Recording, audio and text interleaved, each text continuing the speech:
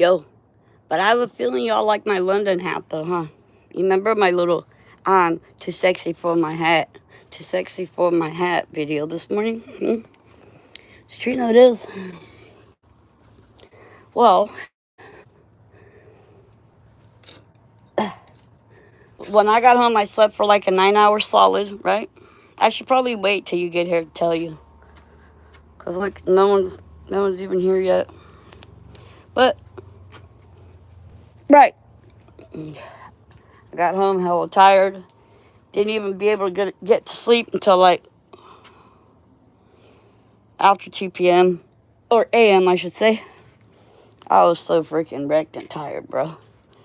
I mean, not as bad as some of the other times I went to Truckee, but still. Oh, one thing I'll say right now. Oh, hello to whoever's there. I'm glad baby Emmanuel's parents was arrested. It's about time. Didn't take them too long to figure it out. I guess they have a real investigation going on that baby, which is good. But Nevada County, they're lacking in luster, if you know what I mean. And lacking in character, too. And professional and personal ethics, by the way. Right? Evidently, there's people out there, right? Hey, guy, how's it going? Why am I getting drama again? Well, because, the truth always gets or attempts to get shut down, right? But it's mainly because people are probably uncomfortable with the situation or certain conversations or whatever I want to get across my point and whatever it is, you know what I mean? But it's not going to deter me, everybody should know that about me already, there's nothing that's going to stop me to speak about Kylie and try to bring truth and justice to her family because her mom deserves to know the truth, right? Well, you got to know that Lindsay isn't dumb, for one thing, and she's already figured it out by now.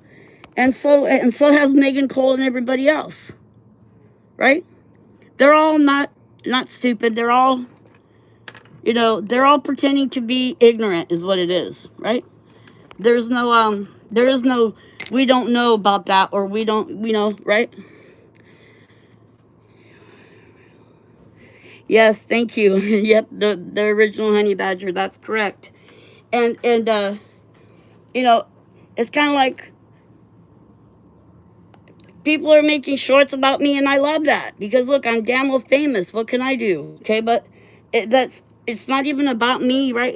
It's because, hi Linda, I love you, Linda. It's because people will always want to shut down the truth when they can't face reality. Okay, that's just the way the world is.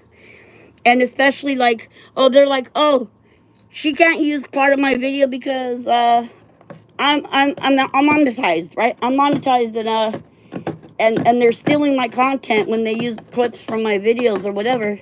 It doesn't bother me because with or without any of these people on the internet, and I mean there's thousands of them, not just hundreds, but thousands that speak of Kylie or have spoke of Kylie, okay? And some of them are like stuck on stupid, don't know what to think, right? And others are just like not willing to accept reality, right? But it's because a lot of times they're like, oh, she's using my video or my images or this or that and this and that. Whether or not anyone speaks of Kylie, I will. See? So it's kind of like all that they do is all for naught. You know what I mean? Unless they have powerful stuff that I don't know about, but I'm not deterred in any way. It doesn't turn me off. It tickles me really. And the ridiculousness of their whole everything. Well, the main thing that I'm trying to do now, right, is kind of rub it in their faces. Well, because we still need to bring awareness to the whole situation so that people that don't know will know, right? That this was a botched investigation. They never even intended on doing an investigation. The public needs to know and deserves to know that our officials in this country have a job to do. They swore and have an oath, under oath, okay, to serve and protect. And as far as medical examiners go, they're doctors, right? And their first and number one rule is do no harm. To do no harm. But the only problem with that I have is that when you're lying, you're denying truth to justice. Okay? If lies are just denial of the truth that brings justice. And now I'm bothered by that. In reality, I am bothered by that because it's unnatural. Okay, it's because eventually, right? Eventually, they're going to be all like, oh, well, maybe we just didn't think about this the right way when it was happening. There is no maybe about it. They never did what they were supposed to do from the beginning because they didn't want to. It's not just because they're lazy, even though they are that, right? Do your damn fucking job. I'm fixing this here wall on my shed, so you might hear my drill, because I have to take this off here. But they're all just wasting their time, man, trying to get me to get excited or, stop or whatever. None of that's gonna happen, right? We've come way too far for that shit. Hey G, or hey Max, how's it going? How are you? It's great to see you. Thank you for coming in and joining us. Hope everybody's doing great. I'm doing great. But it's just more annoying than anything else. Like, you would think that they would just, like, take the time, take a minute, right? And just think about things. They can come to a nice conclusion, right? The only two cases I've had any interest in were both cover-ups, JonBenet and Kylie. Yeah, there's a lot more cover-ups than that's even announced that we even know about. And same here, guy. I'm the same way. There, like there's baby Emmanuel, baby Quentin Simon, right? There's all these other cases, but for some reason, Kylie gripped my heart, right? She gripped my heart, and there's nothing I could do about it. I have to speak truth to light for Kylie, regardless of anything else, regardless of what's going on. You know what I mean? It's part of what I have to do to be okay with who I am. You know what I mean? Like, what, they thought I was going to go away, never open up another channel, and not be here to speak about Kylie ever again? What, are they loaded? They must not know me that well. Yeah, and now we have people making shorts about me and shit, right? Don't hate me because you ain't me, dude. Okay, and that's not even it. That's not even all. If you're to make videos about me, try to freaking, like, make it, like, a somewhat compatible with who and what I am, right? First of all, I don't look like a witch. Okay, I don't look my age. I don't act my age. I don't wear my jeans inside my boot. If I'm wearing shorts, my boots are out by themselves. But if I'm wearing pants, my pants go on the outside of my boot because that looks funny when you put it inside, okay? Just saying. I mean, try to match my coolness. Yeah. Yeah. Try to be a little bit, like, somewhat real with it, right? I mean, I don't really mind people making videos about me. And if you would notice, okay, check it out. They're too busy being stuck on stupid. That's right. But here's the deal, right? If you would notice, OMG, teehee, blah, blah, blah. Dude, I don't mind you. Seriously, okay? But you have 2 subscribers. I mean, seriously? And these videos are getting like 1.2K views sometimes, or whatever it is. And hey, more power to you. I'm happy. Well, didn't you see any of the OMG shorts at all? I mean, come on. I'm too sexy for my shirt. My red boots are down there in the leather store. My hat's right above it. I mean, face it, right? And then that, the one of me, walking downtown Truckee or whatever. Like, I don't look like that. My pants don't go inside my boot. And And I don't have that big, huge gap between my legs. Actually, there is zero gap between my legs, so that you know, just to make you aware. There is no gap between my legs. Let them know that, Linda. There is none. Okay, you know what none is? It's closed. Okay, the only gap I have, actually, I'm supposed to be considered having perfect legs. Okay, I'm not bragging or nothing, but it's the truth. Look, I'll show it to you. Look. Okay. Look. See? You see any gaps in my legs? Look. There's no gap here. Okay? There's a gap between my thigh and my knees. Right below my knees, there's a gap. And down there by my ankles, there's a gap. That's how you know that they got it all wrong about me, partner. Right? Try to at least a little bit match what you're looking at. Right? Wahaha comedy. Yeah, it's funny shit. Like I'm telling you, it is. It's funny. But if you notice also, they have 2 subscribers, like I said, and who's in their comment section? Katsuma, Addicted to Art and Grime, right? And who else? Addicted to Art and Grime. So you know it's affiliated with the freaking whole Megan McCarthy Cole gang, right? And of course, I'm cool with all of that, bro. Like, face it, because, like I say all the time to you guys, you're either here because you hate me or you love me. There is, like, no really in between, I don't think. But the important thing to remember is, sure, we could joke around, we can laugh, we can make shorts, we could do comedial things about serious subjects and on all that. But the bottom line is, they owe Kylie's family the truth, okay? Plain and simple, there's nothing else to say. And they're going to have to face reality and get it out of themselves somehow, whatever it is that it takes for them to do that, you know, right? I'm going to be hammering, right? Because I don't want to, on this part of my wall, I'm going to, I'm not using screws, I'm going to use my hammer. What should I do with this here 2x4? Hold on. Well, I'll seal it up before I get up to that point. So anyhow, we're just here hanging out. Yeah. Long live Kylie and free Hazmat and free Ginger too, by the way, because that poor dog needs to be freed for sure. I'm wearing my brand new London hat today. Oh, and I wanted to go back on Amtrak too, just to get something to eat on Amtrak. Yeah, because notice how they didn't have my cheeseburger when I was on there last night. They ran out of cheeseburgers. How could that even happen? Yeah, that's un-American. To run out of cheeseburger is un-American. Yep, it's true. No, it is. Did you see how much money I spent in that candy shop?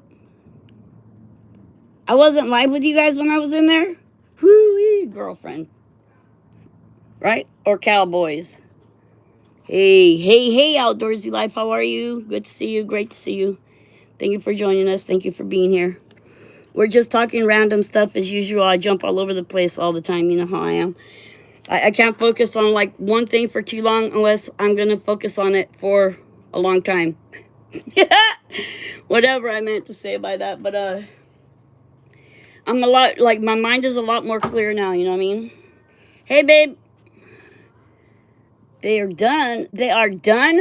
Jeez, you're quick. Gee. Can you hear me? Hold on a minute. I got to talk to my neighbor. Hey, baby. Hey, lovely. Hey, they're done. I know. Oh my goodness, they're so good. I don't doubt it at all, but I just gave them something to eat and a little bit of ice cream and some candy that I brought them from Chucky. Okay. So, Well, but can I give them to you because I'm not staying? oh, okay, that's Yeah, okay. I gotta go. I'm pulling the last batch out, and my son's here from North Carolina. Oh, okay, So I see. I'm gonna have walk up to. You want him at the front door? No, I'm back here. All right, thank you, darling. Oh my goodness. Thank you so much. Thank you. We're gonna walk over here and get these sweets that was made. Today's my husband's birthday, so the neighbor made some cookies for him. But okay, so yeah, we're talking stuff today. It's just a Sunday Kind of feels weird that I'm not in Truckee anymore. It's just like a trip. Being home again and just like not being in Truckee, but it's all right. I'm going to try to get back over there. Like, I would like to get there like once a month, but that might not be possible from just being logical, right? From a logical standpoint. Gate here that I put together. Now there's wheels on the gate. See, I put wheels on the gate, bitches. I gotta fix that little part right there, but I'll get it done. Oh, Brian. Yeah. Hi, honey. How are you? All right. It's good to see you. Thank you so much. Yeah, so great. Thank you so much. Tell your mommy yes. Thank you. All right. Have a great, blessed afternoon. See, look, these lovely little cookies. Because she bakes really good. She's a good baker. And so, these little things for my husband's birthday. Hold on. I gotta close this gate right here. Put this on here so my dog can't get out. Hold up. Yeah, and they're still warm right now. That's the good part. Okay, hold up. See, because my dog, while I was gone to Truckee, he got out because there was no one here to keep him company. I love how she's the look when we can't see a damn thing. Well, the look, oh, thank you, Outdoorsy. Shan. Do they have a puppy upstairs, I wonder? I forgot to ask that question. Hold on. Hi, my sweet boy. Here, Daddy. Christy made these for you. Hold on a second. Oh, it's awesome. You like the candy I got for you in Truckee. You know, were you taking a picture or you? Oh, no, can I have the other plate so that I can take that away? You can put those down. Well, I brought those to you right now because they're still warm. That package goes to 1582 Jackson. Oh, next door. I see. Or maybe 2 doors down. No, that's right next door. Yeah, that's the Chen's house where the Deweys lived. Yeah. I'll take it over there sometime when I get around to it. I'm damn busy. It's not like I give a shit about going over there anytime soon, but he loved the candies from Truckee. Did you hear him? He loved it. He's happy. He's like, oh, those candies are really good. So, like I was saying, did you guys see how much money I spent in that sweet shop? What is CB saying? We just had our county fair parade this morning. The float hands out cocktails. You're kidding me. See, I should have stayed there for that. Yeah, but I wouldn't have been up there anyways. It was a trippy outing, let's just say, right this time around. Remember, I freaking didn't get off the bus, and then I ended up in Reno and didn't even know I was there. Then I met that one soldier brother that, you know, it was amazing. It was really a trip, man. It was a trip, okay? But yeah. So it's kind of like, hey, if you're going to make videos about me, make sure you have it right. Like, I don't look like a witch, bro, okay? I'm actually freaking too sexy for my everything, okay? And not only that, there's no gaps between my legs. That's, I guess, what bothered me the most, but it doesn't really even bother me because it doesn't resemble me much. But, you know, because I like the boots and I like the hat and all that, you know? But, oh my, is right. My, Miss American Pie drove the Chevy to the levee, but the levee was dry. And good old boys were drinking whiskey and rye, saying this will be the day that I die. That's right. This will be the day that I... But so, what is everybody thinking right now? Hi, Shan. I love you. Thank you for showing up and being here. I hope you're doing great. Who attempted to mark a video of you? OMG.com, don't you know? OMG TV or whatever it is. I was going to forward it to you this morning, but I figured you already knew about it, but evidently you don't. They just made a couple of videos of like, hit the road, Jack. Don't you come back, but the kombucha or whatever drinks the solo cups always rad. Right on. So yeah, go to the, CB, do me a favor, Linda. Forward one of OMG's videos to Shan. Or should I do it real quick? Here, let me do it real quick. I'm barely on YouTube. Yeah, okay, hold on. I could do it. Just don't go nowhere. Hold on. Otherwise, how am I going to do that? I can't because I'm on YouTube. Teehee, that's it. OMG, like O-W, I don't even know how it's spelled. Megan's friend. Yeah, I'm saying, they're all part of Megan's crew, right? I can play it for you. She's got like, whoever it is, he or she has like a whole 2 subscribers, right? Do you remember what it was like having 2 subscribers to your channel? That's a trip, bro.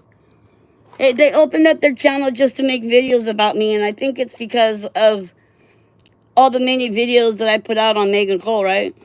But like I said, I'm unaffected by all of it. It doesn't affect me. Like, just means I'm high in demand, right? I'm in high demand, face it. But and they keep getting the fucking hair wrong too. Like, try to get something right. Jeez, I'm just saying. Try to at least get the hair right, right? Right now I'm wearing my London hat. My hair's up in my hat right now. Do you guys see that little video I made? When I arrived at Sacramento Valley Station, I was like, yo. Like after an hour of being on the bus, I crashed out and I was like, then I woke up and I go, hey, yo, who's snoring around me? And it was me. It was a crack up. It means you live rent free in their heads. Such travesties they are. Well, you know, they gotta do what they gotta do to feel all right, right? Every single day with who they are, I guess. I mean, it's all cool. It's all in good fun. You know what I mean? It really is. I don't mind it at all. It doesn't bother me, really, truly. I just wish that they would start like moving more towards what needs to be said or seen or heard than focusing on me, right? The thing about my videos concerning Megan Cole, that's because she was the best shot that we had. Okay? Because she has closer connections than anybody else to Sammy Smith. And I don't care what anybody says. That bitch has blood on her hands. She always will in my eyes. All right? You don't just go out and get a criminal defense attorney because you didn't do nothing, right? If you go out and get a criminal defense attorney, you're feeling like you need to be protected. Okay? That's the truth of the matter. Let's just go right to where it's at, right? Let's just not cut any fucking corners, hold any punches. Okay? And that's just all there is to it. That's all there is to it. But I don't know what they're trying to do, right? Are they trying to make themselves feel better or what is it, right? But I don't care to really find out. I'm busy with my program. You know, that's the whole thing about me. It's like, I'm actually untouched and unmoved by it all. You know, like, this piece of wood right here is cracked on the side and I'm not using it. I'm gonna have to put you to use somewhere else, but not right here. And so then, let's see how level this freaking 2x4 is. Is it level at all now? Still not level at all? Well, I'm not moving it again, that's for sure. I'm not moving it. My door works great. My door works great. My new door, don't you know? I'll show it to you in a little while. I'm trying to secure this back on because it got kind of late and I didn't want any animals to get into my new little shed. It got kind of late, so I couldn't like nail anything or screw anything down. It was like 11 at night or something like that. I mean, I've done work throughout the night here at my house. You know what I mean? Like, nobody's ever bothered me about anything. Like, no one's ever called the cops about the cement machine, you know, turning all night long so the cement wouldn't get hard.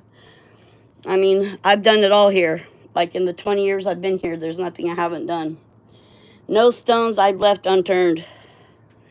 From all of it. The beginning all the way to now.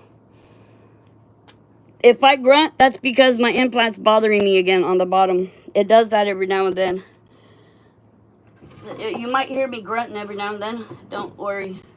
Have no fear. Everything's fine. The good part is I don't have to use the saw, I don't think. Well, maybe you can cut one more piece, but oh shit, I forgot to lay freaking something heavy on those pickets. If you don't put something heavy on them, they'll start warping upward. So now you might hear some hammering. I'm not tripping too much on them, you know what I mean? Make sure that I marked them in the right place. Because there's just a lot of them. Seems like some of them are missing. Maybe not. Maybe I'm just tripping. I spent like $120 in the sweet shop. That was outrageously crazy. Okay, I gotta mark this and I gotta mark that. Okay, what should I do with this? I have to put a spacer in this. That should be fine right there with the spacer. Once I have the spacer in, what is happening with this piece? That needs a spacer too? Well, then that could be done up here too. I'm marking these pieces of wood so that, oh, is that one facing the wrong way? No. It's gonna have to work out this way. I might have to pre-drill some of this, but I'm not worried about it too much. I'm not gonna drill there. I'm just marking these so that I can just put the nails in where they're supposed to go, and then, you know, not have to worry about it for the rest of the time. So right now I'm just doing a little dry run on these, seeing if they all fit good in here. So far so good. This piece needs to be turned around. Because I think that maybe sometimes people misunderstand my position, right? And I only have one, by the way, okay? I only have one position to fill. And it's an easy one to figure it out. Because I'm so persistent, right? I'm so persistent in my ways and my belief system that there's no deterring me. And I don't know if that's a good thing or a bad thing sometimes, but they just need to just get over it. Get damn over it, you know? This wood is split right here, but I'm not tripping. The roof goes freaking out far enough to where I don't have to worry about it. Plus, it's not meant to be beautiful. It's just meant to be functional. Even though I think it's beautiful, actually. My new little shed, I sure do. So we'll mark this right here. I'll put it right next to this knot. I don't mind. It's better than... See, once I do this, all these will be in place and it'll be great. But, there's only one position, as I was saying, to meet my presence here. Oh, I have to cut this one? Do I really? Hold on, let me see. Nope, it'll fit as long as, once it's right here, it'll fit perfectly. This has got to be erased and go away. My main position now, I've already explained to you guys. Before, it was like an urgent type of thing, right? Hey, vieja, how's it going? Good to see you. Thank you for joining us and thank you for being here. We're discussing general things today. General things that, just so people have a better understanding, right? I'm not here for notoriety. I'm already famous and high in demand, right? I'm not here for recognition. I don't need that in my life, right? I don't need to be recognized and feel special for no one's bullshit. You know what I mean? Like, I don't need that. I live a fulfilling life, okay? I want for basically nothing, right? And I have an awesomely blessed life. But I have certain things that I do and that I am, that it's just who I am. And I'll go on forever and ever about one thing, as you know. And there's no walking away from any of it. Gotta swap laundry, no problem. Shannon will be here. So now we're gonna put these little we're gonna make these little holes. And we're gonna take all these off so they don't fall on top of me. Then we're gonna like puncture the holes, and then we're gonna put the nails in. Take them off one by one. I'll show it to you once I'm done. Just right now, it's in the process of being done. So you'll have to wait until I do. I'm gonna need some fillers to put some of these fillers right here. I have a feeling I'm gonna have to take the saw to this part. I have to take the battery off here. Hey Brandy, how's it going? It's great to see you. Who doesn't have a wrench in here today? Is there anybody outdoorsy life needs a wrench? Okay, now you got your little wrench. Everybody should have a wrench. Does Guy McFarlane have one? Because we're all of one accord, right? Guy didn't have one, well, he will now. We're all of one accord, one mind, right? One goal, one mind, one heart, right? And it's all for Kylie, so don't get it wrong. Hold on, I gotta get my saw. Oh, I don't want to use that saw. Where's the other saw? Where's my other saw? I like the other saw better. Where'd it go? Where are you? I'm going to find you. My other little saw's got to be here somewhere. Don't get me wrong, I will use that one if I have to, but I'm going to try not to have to. Is that it? Nope, that's not it. Well, I'll be darned. Where could it have gone, I wonder? Oh, it might be in here, over here. Hold on.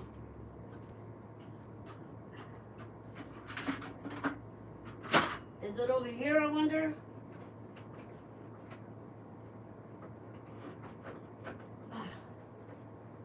I have to get all this stuff straightened out and sealed up, because can't have anything coming in here and messing up my new freaking little thing. My new little storage area. Hold up, I'll be right there. Don't get discouraged. Well, I guess not. I guess not. So that means I have to use a hacksaw, because I'm not using that other saw. It sucks. And look, and because they were tripping out about me not having a place to stay, right? Once I got to Truckee, that's because I needed to be closer to the train station, okay? Because I'm not renting, I didn't rent a car. And just because.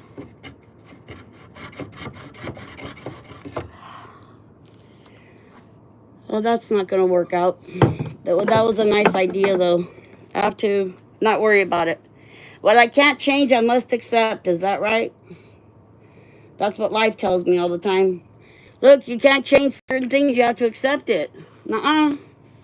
Most things can be changed with the right things, with the right ingredients and the right tactics.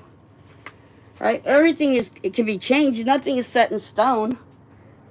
Right? They can reopen the case again and do a real investigation if they were to want to. Okay? They could do something that they didn't do. How about that? Get off your asses. I'm going to be freaking drawing attention to all of them by putting hashtag all of their names in all my videos. Hashtag Nevada County Sheriff. Hashtag freaking Reber. Right? Hashtag this and hashtag that. And by the time I'm done, there will be nobody in Truckee, California that has not heard the name Kylie Rodney. Okay? I guarantee you that right now. Okay, because I'm trying to get up there. Once a year is not enough. I've come to that conclusion. Okay, I came to that conclusion last night. Once a year just isn't enough. It just isn't. People forget that's too much of a duration or time span in between. Okay? Like, I want to bring awareness to where people don't actually forget. And I think that having my presence there more often will make it more apparent that we're not going away. Right? If I can make it up there. I would love to make it up there once a month. Go up there 12 times in a year. Okay? That's where I really feel. Right? I feel that way. But it might not be something that I'm able to pull off every month. But every couple months, every 2 or 3 months, I plan on making an appearance to Truckee. Right? Because it's just what I have to do to get it right. Okay, so now I'm not going to trip on that. I'm just going to nail this in right here. Why is this wood not marked in the proper place? Or is it and I'm tripping out? That'll be okay if it's right there. Okay, so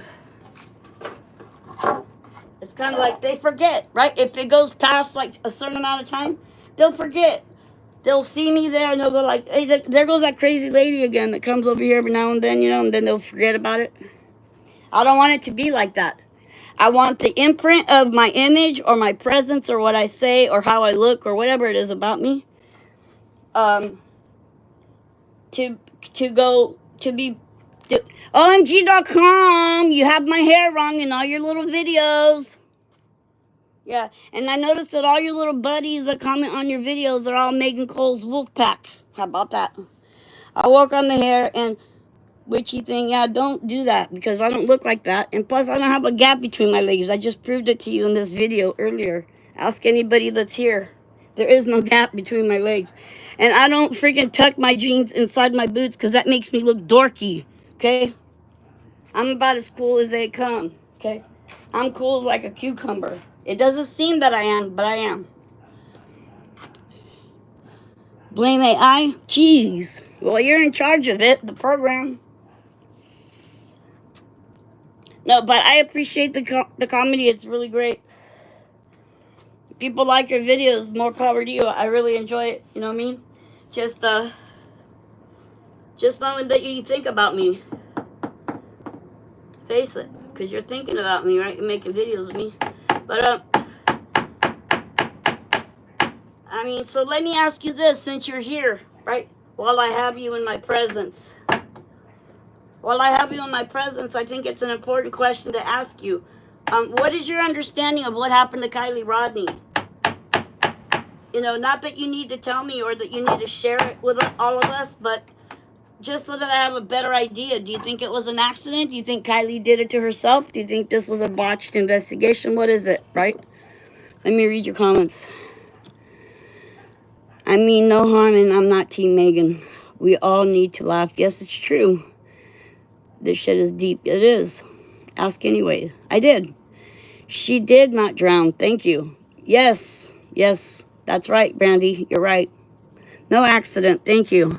See, and that's knowing that helps me accept it. Not that I don't accept it, but it helps me a little bit better with my attitude, I guess, towards certain things that aren't what I want them to be or how I think they should be. You know, my hair is one of them and all of that. But just because I want my presence to be more prominent, right? The car was not there. Oh, you don't think the car was there? Yeah. I think that everybody's like entitled to their own opinion. I just like kind of like to stick to what's simply able to be kind of like, you know, where you're thinking about things. Does this make sense? Does that make sense? Is what makes sense and what doesn't? I like to go with logic a lot of times. I don't use your material though. It's someone bothering you. Is someone bothering me? No, not at all. No one's bothering me. No, and I've already made it known. Any videos or any content that I put out, anyone is free to use it as they wish. Okay, it's not about me. It's not. I'm not proprietary to what I create, right? My creation belongs to the creator, right? Put it to you that way. But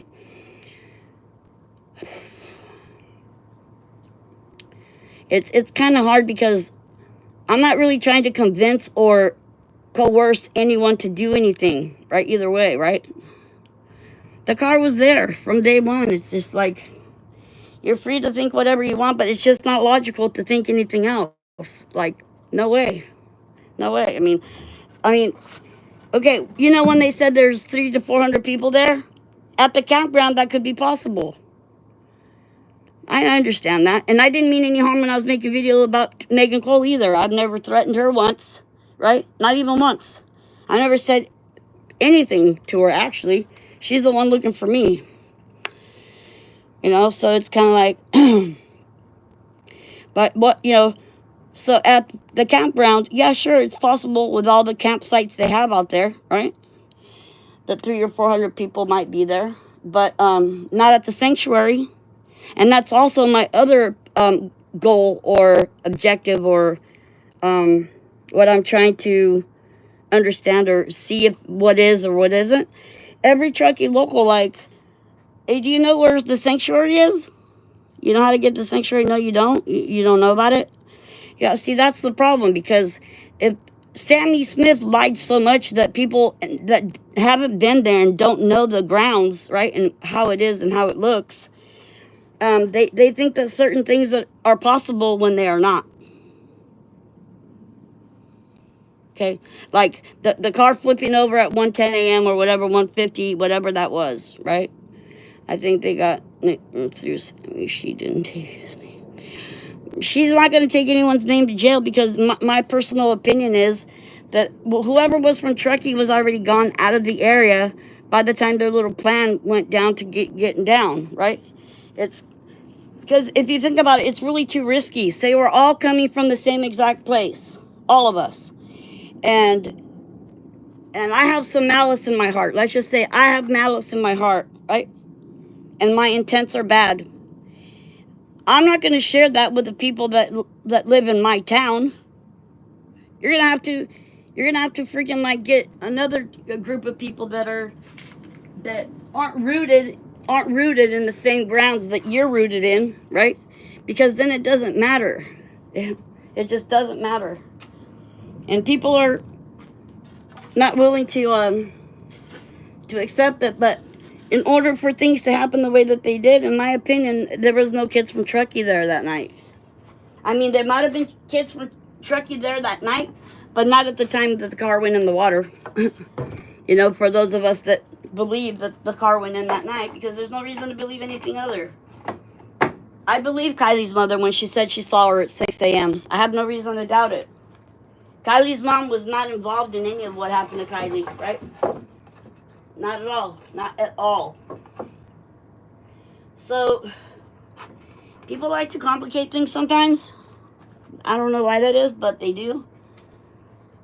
And I guess they're trying to make sense of things that maybe you can't make sense of, for the most part, I think sometimes.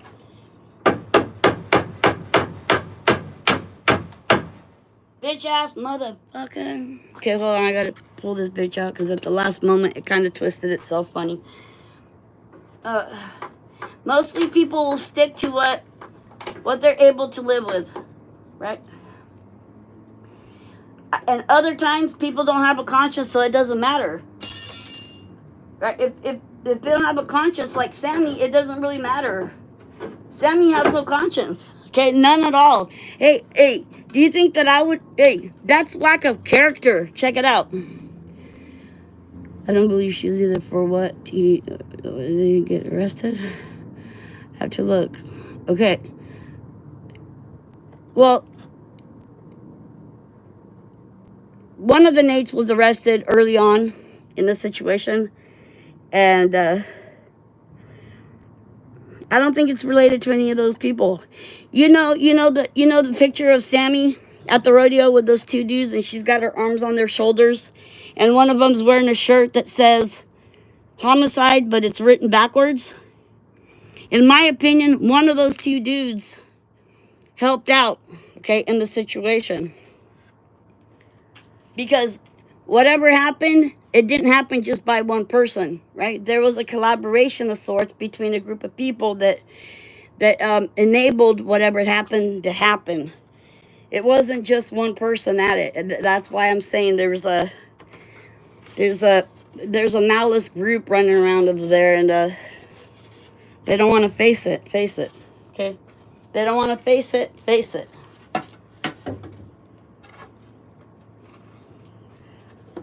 I have to make sure that I can get a little nail through here prior to putting it up on there. So we're going to make this little hole right here. People generally do what they feel is okay to do, right? Look, if you're doing something, you must feel or think that it's okay to do that. That's people's belief systems and how it works. Got arrested for, yep, exactly, Shan. That's right. That's right. That's 100% right.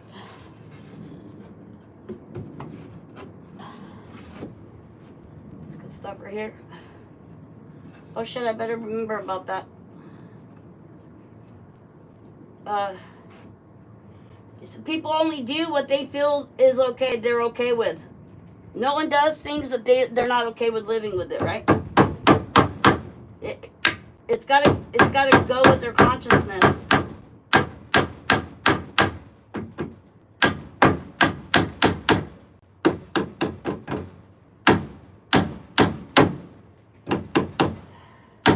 Yeah, I would have never been able to do that. I would have never been able to say it. I was supposed to get a ride home with Kylie, but then I noticed she was too drunk to get me home, so I found another ride. You have to have no character. Okay? You have to be a shallow individual person in your spirit, in your actual soul. Okay? To like be so cold. With no emotion. No connection, nothing. I wouldn't have been able to even face Lindsay, nonetheless be near her.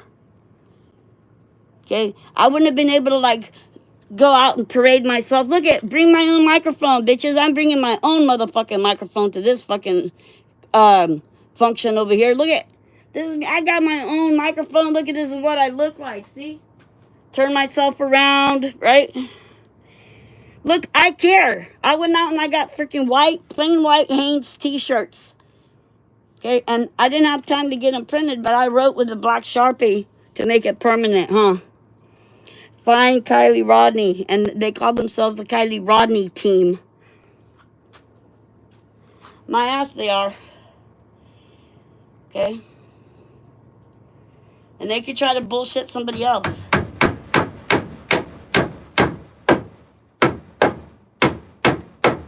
But when you're fake, it comes easy. Right? When they're fake, it comes easy. That's all. There's nothing to it. They don't think twice about that, right? SF was flying a drone above baby Emmanuel's house when his parents got arrested. What PI gets away with that? Good question. What am I doing? I'm putting the wood up on next to my door that I just made for my new little shed. Because when I left, it was too late. I just put the wood up here. I propped it up so that no animals would come in here while I was gone. So now I'm just nailing it to the 2x4s. I'll show it to you once I'm done with it. I hate using those dumb little nails. Well, for now, that's good enough right there. Hold on. But that's the thing. Oh, this one can go higher. People are usually okay with doing things that they can live with, right? They can live with their choices and decisions that they made. I mean, further down the line. Way further down the line. So it's not exactly set in stone, because at some point they might change their minds. Sorry about the noise.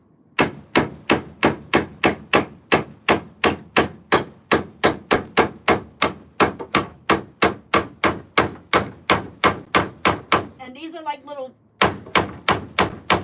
nails, so you have to kind of take it easy with it. Or they'll bend easy, right? Try not to get the nails bent, because I don't want to have to buy a whole nother freaking pound of them. So, like I said, people do usually only do things that they're able to live with. And somewhere down the line, when they change their mind, or, you know, clarity comes to them all of a sudden out of the blue, because truth has a way of doing that. Truth has a way of creeping itself slowly, right? How did I end up in Reno? Well, I was unknowingly being called to Reno for a personal situation that didn't really have anything to do with Kylie, but I was on a mission for God that time, right? The driver pulls up the truck and he goes, "Trucky, stop," right? Trucky, stop. And I go, well, I had to deviate to Reno because somebody, one of God's soldiers, needed me over there. He pulls up, and I'm wearing a mask, and he's wearing a mask. And he goes, can I ask you a question? I said, of course you can. Go for it. He's like, are you wearing a mask because you're sick, or are you trying to avoid getting sick? And I said, neither one. I'm wearing a mask because I had failed implants.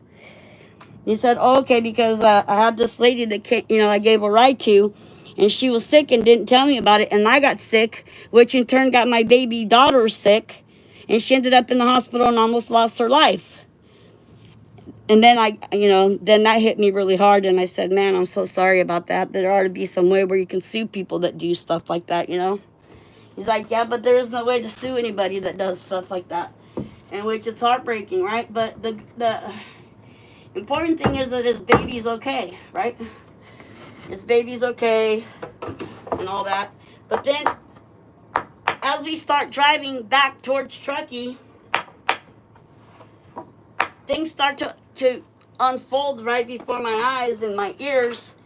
And I told him, I come to Truckee. I've been here 4 times in 3 years. And I told him why I go there and everything. And he's like, yeah, his son took his own life. And they said that it was an assisted unaliving. Self-unaliving. An assisted self-unaliving.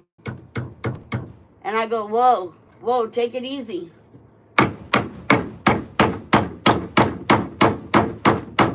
And then he didn't tell me very much, and then I started getting all these images and visions and intuitions and insight on his son, right? That was 22 years old, and I started spilling all this stuff just coming out of me like you wouldn't believe. I should have been recording it, but I wouldn't be able to anyways because I didn't ask his permission, and that would have been not right of me to do. But so his son was found, and with a weapon that was like more than 3 feet away from where he was. So I said, hey, then he didn't do it to himself. Okay, and he got a hold of some type of ammo that no one can get a hold of, right? Not even the cops have them.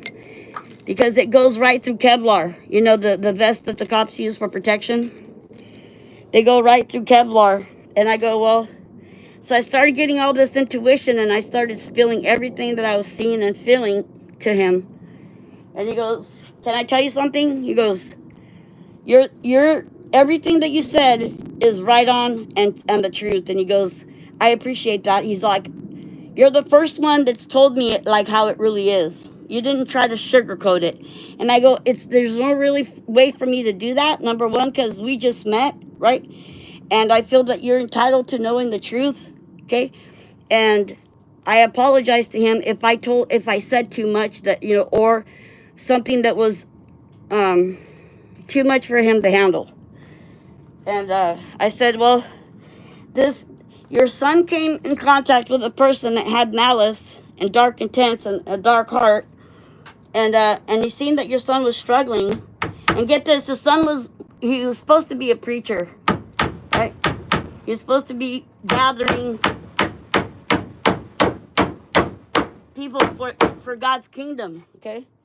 And of course, the devil's going to try to shoot him down because of his purpose here on this earth. And I said,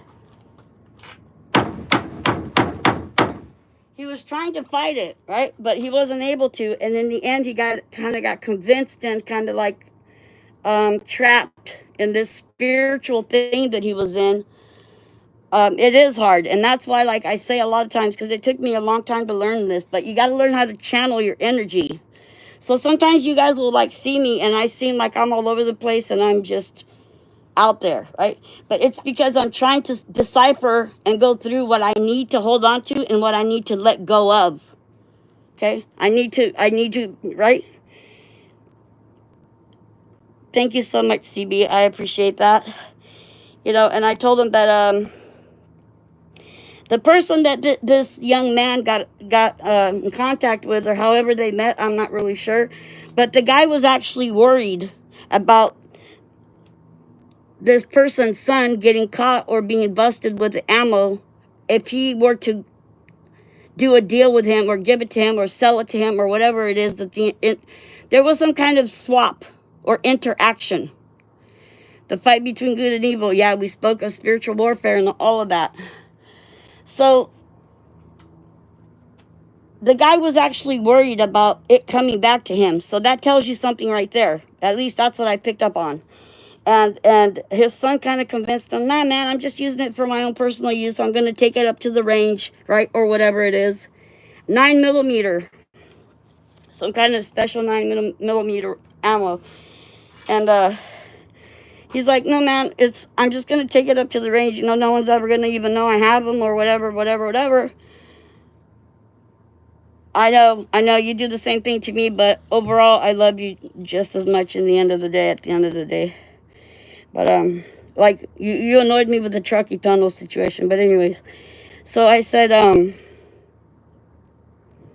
this person didn't want it to come back to him. And your son's like, no, man, I'm going to do this and that and this and that and this and that.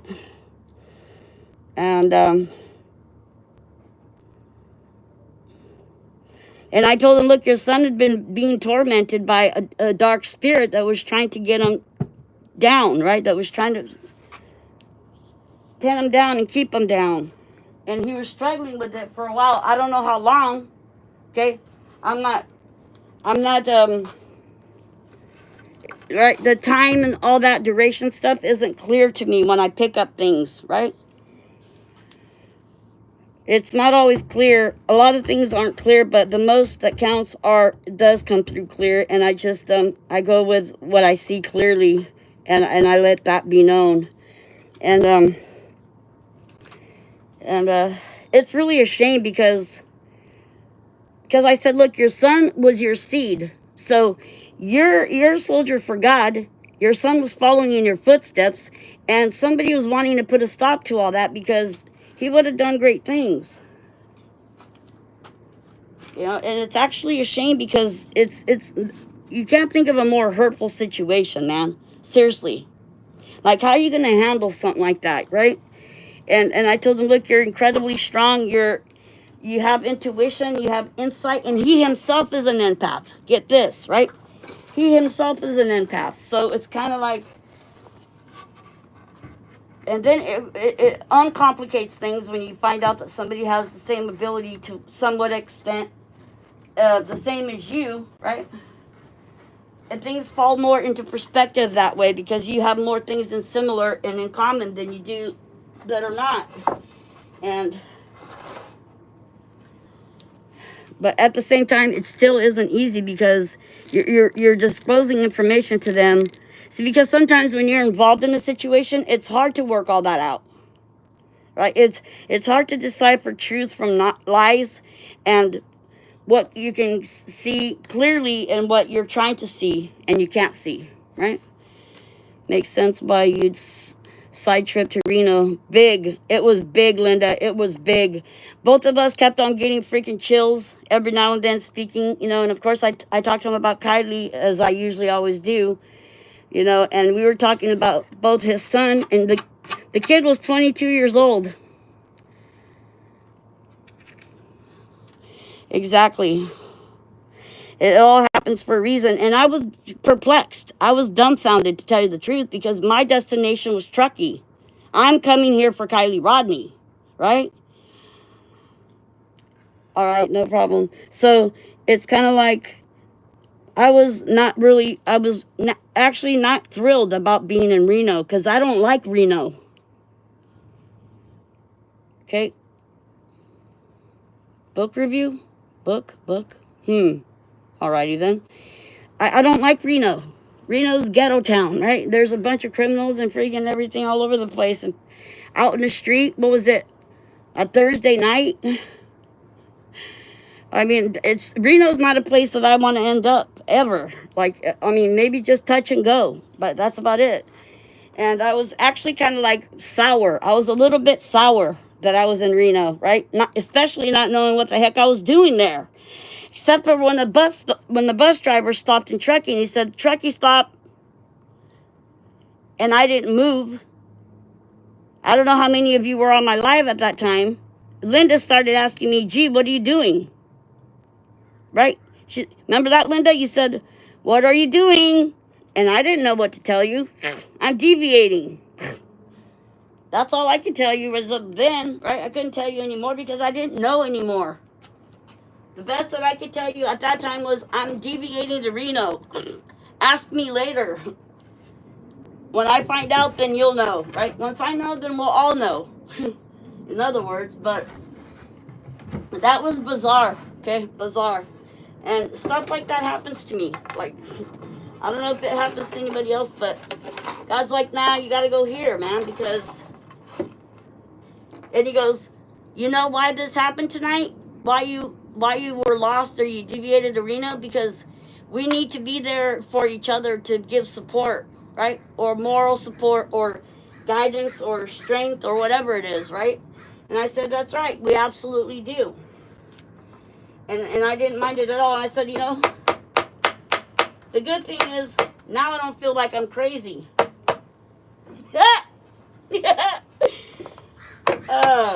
Because, you know, you got to think like, hey, I wasn't that tired to be deviating off to Reno, especially when I don't even like it there. You're kidding me. Okay, so I told him, at least now I know how and why I ended up over here. Now I don't take it so bad, right? Now it's all right. Like, it made it all okay, almost. It did make it all okay for sure, you know. But like once we got to my destination, like I felt like I was gonna reach out my hand for us to shake hands, and he's like, and I put both of my hands on the top of my head, and I was wearing my hat, of course. But both of my hands, because I was gonna reach out my hand, and then I touched my head with both of my hands, and I said, but what I really feel inside is like, I want to give you a hug. So he's like, of course. And we both took off our seatbelts, stepped out of the car or whatever vehicle we were in. And we met around, and this was a big, goofy looking guy, right? Really cool. Just a sweetheart of a guy, like a love bear. But, you know, I told him the important thing is glorify Jesus all of the days of your life, okay? Protect your family and your little girl and keep going because, you know, the enemy has nothing on you when you're this powerful. And that's, you know, what he was telling me. He's like, whatever it is, gift that you have, it's powerful. Okay, because look, we met, face it, okay, even though it was meant to be, it was by random chance. You understand? Because I was trying to set up Uber, okay? And then my second option was Lyft, that Lyft service. So realistically, you know, if the enemy wanted, right?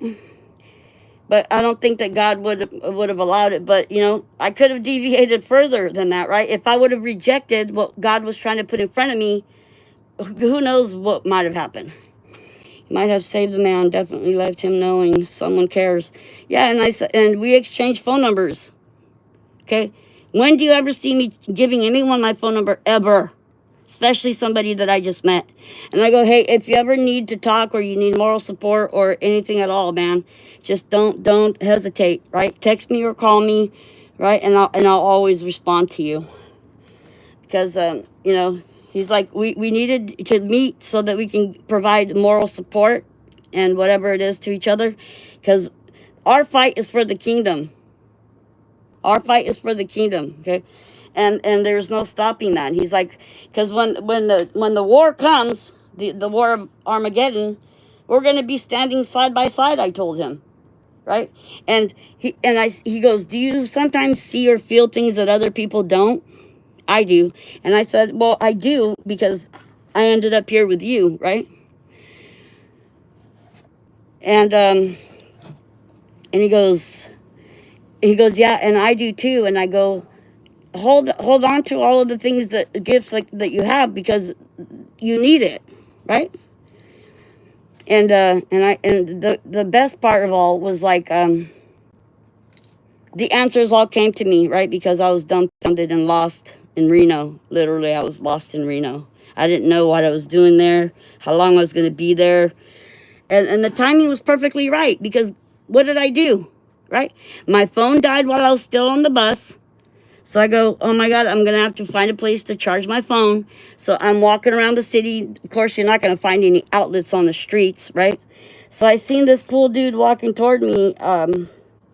And I go, hey man, what's up? And I go, you know, is any place cool that I can go and just charge my phone for a little while, you know, because I was on the bus. I'm from the Bay Area, and my phone died on the bus on the way here. And then he goes, yeah, I work right there across the street. You just go in the door, make a left. As you go in the door, and there's a little cafe, you can go in there, order something to eat, and they'll have outlets there to charge your phone. So that's what I did. So when I ordered 2 orders of street tacos, and you get 3 in each. So I ate 4, and I saved 2 to eat at the hotel later. And I got an espresso because I was tired and I needed a little pickup. So I ordered an espresso, and then I ordered a ton of ton of sugar and some cream to go with it. I dusted that off, ordered some ice water. Like, street tacos and espresso cost me $55. You know, so it's costing me extra money, right? And mind you, the first lift that I was supposed to be arranged with, right, had a piece of shit car once that wouldn't start, and I was leaving work, and it usually was fine. This day wouldn't start, kept trying. The car next to me had a child in it, and the parent left the car. You're crazy. No way. So it was kind of like, it was really a touch and go, because if I would have deviated further, because I was already deviating, face it, but if I would have just resented it, right, I embrace it instead of rejecting it. That's the difference about me and everyone else, I guess, right? I'm more than willing to go out of my comfort zone for Jesus to be glorified in all of it happening. So, you know, that's where I'm always at in any situation and circumstance at all times, no matter what.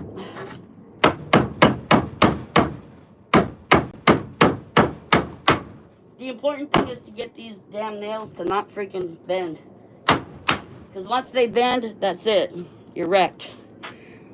I have to put one out over here on this little side. So, yeah, it was a trip. So I said, don't, oh, because the first Lyft ride that I was getting set up with, they wanted to get this, $188 to give me a ride back to freaking Truckee.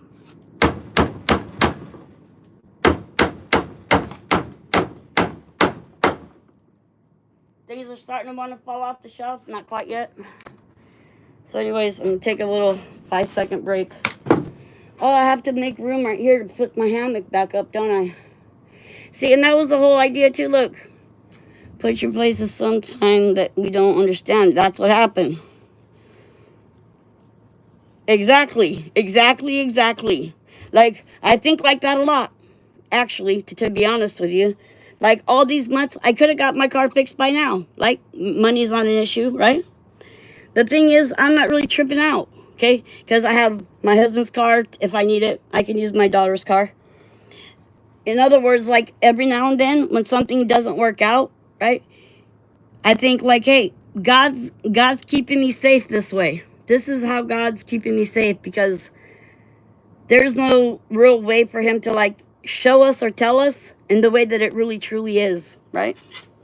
So he kind of has to give us hints and go roundabout something. And sometimes it's just the way it is. Sometimes it's just the way it is. But so I turned down the first Lyft ride, remember? Because it was $188, and I told him my first Lyft ride was supposed to have cost me $188, and I declined it. Then I tried to get back with Uber again and set that up. Okay, for God to say, nope, this is not what you're doing. You're doing this. Okay, and sent me back to the Lyft app again. And guess what? It went from $188 down to $44. And I jumped on it. And that's when I got set up with the person that I was there to help. Okay, and not only was I there to help him, but he was also there to help me. Because I was lost in all these people that weren't on the same level as me, right? Exactly, for Kylie Rodney. And Kylie Rodney has a lot to do with that as well. But I'm kind of wondering, that bee that stung me, I hope that wasn't Kylie telling me, look, don't come back to Truckee or anything. I'm just kidding. I was stung by a bee because, number one, I had never been stung by one before, and God wanted me to have that experience. And you got to take the bad with the good and the good with the bad, right? It's the yin and yang of life that makes it flow the way that it does. But I'm grateful for all the lessons and trials and blessings and endless gifts and everything in abundance, right? That God has given me. But just a second, I'm getting a little emotional.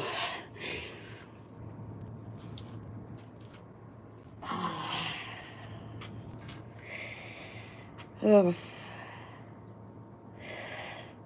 See, because sometimes too, being like this, you get things sometimes that's too much, right? Like it's just like I just got an overflow of emotions. You know, that it gets to be pretty heavy, so it's kind of like it's exhausting. To be honest, it drains a lot of your energy. That's why you have to be selective on what you actually give your attention to, you know, because you have to be selective so that your work is thorough, right, or complete. Let's just say where it needs to be, right? So you're not putting energy where your energy shouldn't be as much as your energy should be over here, but it's over there, right? So you have to be selective. And how do you choose what's the more important task to be taken on, right? Laughing is the best medicine, but you know what I also find? That crying is also very cleansing too, right? Cleansing happens in different ways. Like sometimes when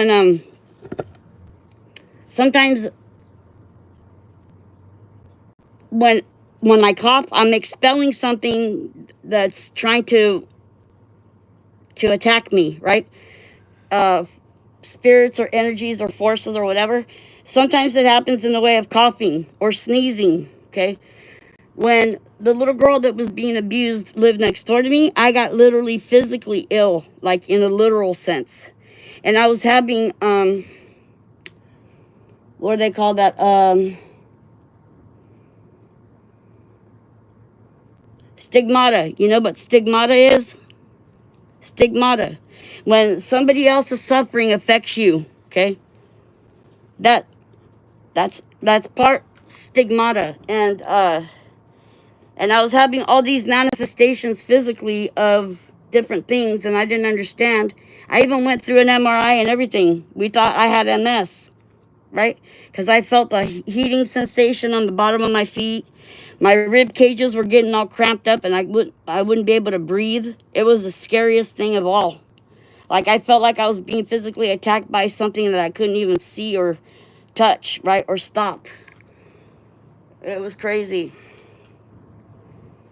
It happens in different ways. They'll try to get me to stop doing what I'm supposed to be doing by attacking me and making me suffer.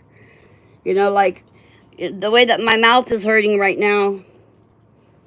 You know, you would think that I would not be speaking, right, to save myself from all the excruciating pain that it causes me to talk, but that's not going to happen. Because I have like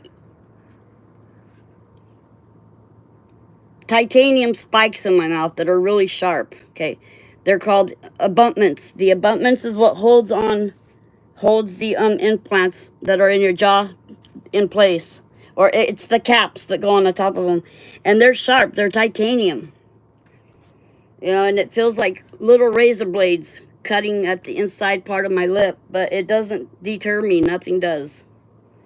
I've been through worse and lived through it, so I'm gonna be here regardless. Okay, so now I'm gonna open up this little door that I can show you partially what I'm doing. Hold on, let me get the camera going for you to see. Okay, I'm gonna turn the camera around. Oh no, you can see it.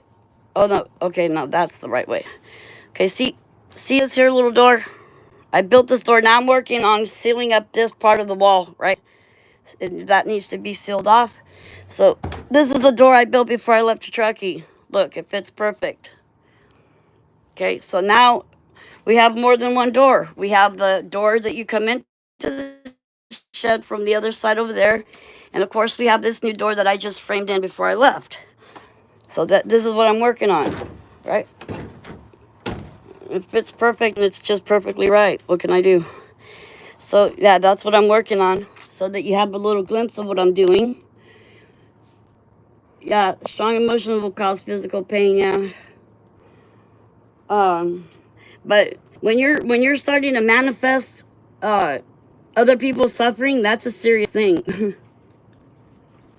That's a different level altogether of existing. You know, especially when you can't do anything to stop it or you don't know how to deal with it. Because that's when I really learned how to channel whatever was happening, whatever energies was coming, flowing over me.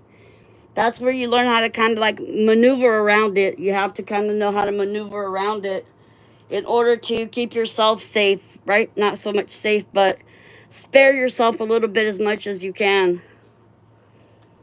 Because it gets to be intolerable at times. You know, but in the process, I might like, you know, cry about it or even, you know, sometimes shout about it. But most of the time, I'd rather just cry because it's better than getting mad, right? So that's just how I feel about things most of the time. Yeah, but not knowing where that other saw is fucking me up right now. I'm gonna go get my Bloody Mary and see if it's cold yet. Feel free to talk amongst yourselves. I'll be right back in a minute. Because I made a Bloody Mary last night and I didn't end up drinking it. My fish are still alive. I ought to feed them. Yeah, I gotta feed my fish real quick. Yeah, my fish are still alive.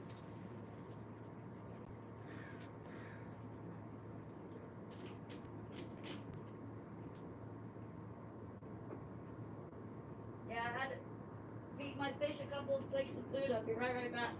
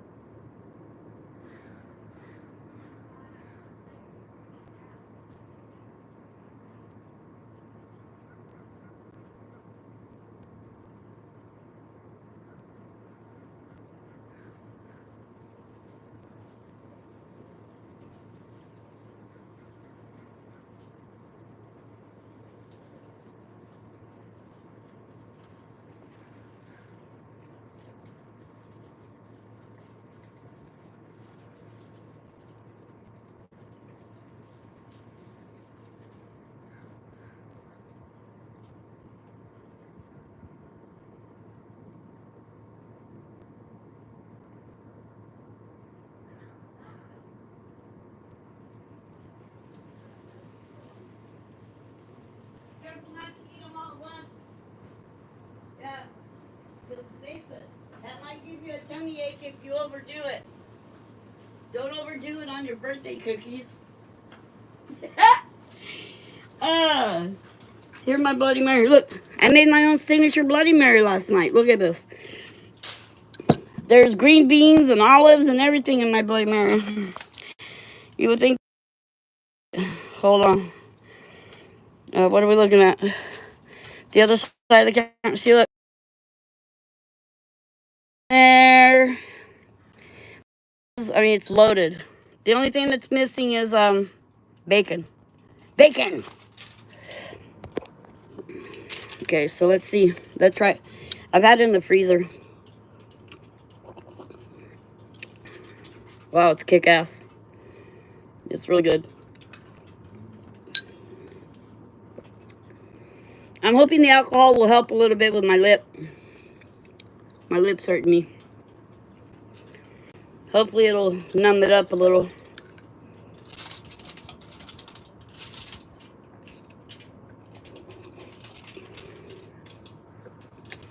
I'm going to end up getting special vouchers. I'm going to go to Truckee so much. It needs bacon, I know. I know, but I didn't want to take it. Remember this was last night. Look, there's even freaking bits of fucking like, whatever that type of cheese is, because my husband only buys the best of everything. Colby Jack, white cheddar. I just hope it doesn't make me tired.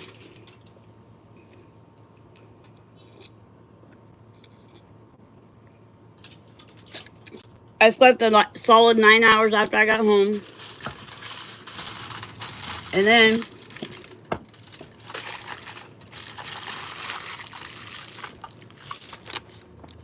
it was hotter than crap over here yesterday, so I didn't really want to be outside working. What saved me is a little piece of tissue that I put right in front of my abutments so that it doesn't keep freaking digging into my lip. What is this, cheese? All right. And you got to be selective in your real life and in your media life, too. Oh, you guys did? That would be badass. You got to be very selective on what you choose to have around you, what you let in, right? And what you got to exclude some things. You can't just say yes to everything, okay? You cannot. Pardon me. If you're anything like me, you have to be selective, because otherwise you'll be overflowing. You'll be what's the word for it?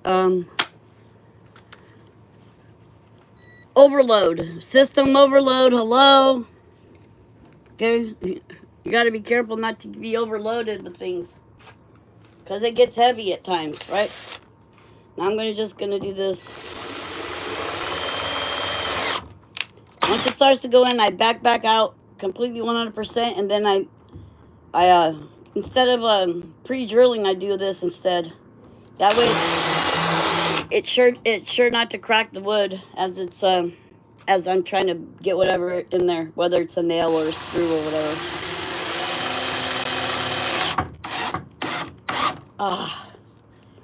And always buy self-tapping screws, because that helps a lot. That's half of the work, right? Half of the trouble. Because unless you calculate it to have extra pieces of wood, if you don't take the time to pre-drill and make sure your wood's not going to crack, you'll be going back to the store to get more. And prevention works if you do it the right way, most of the time.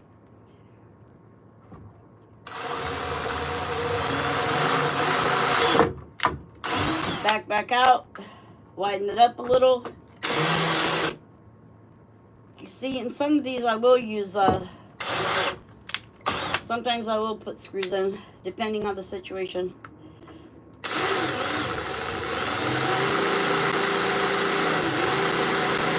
Okay. Put one right here.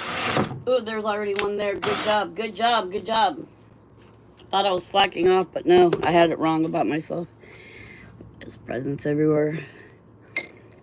After we planted aspen trees in honor of Frank, my kid's friend that passed last year. I remember that.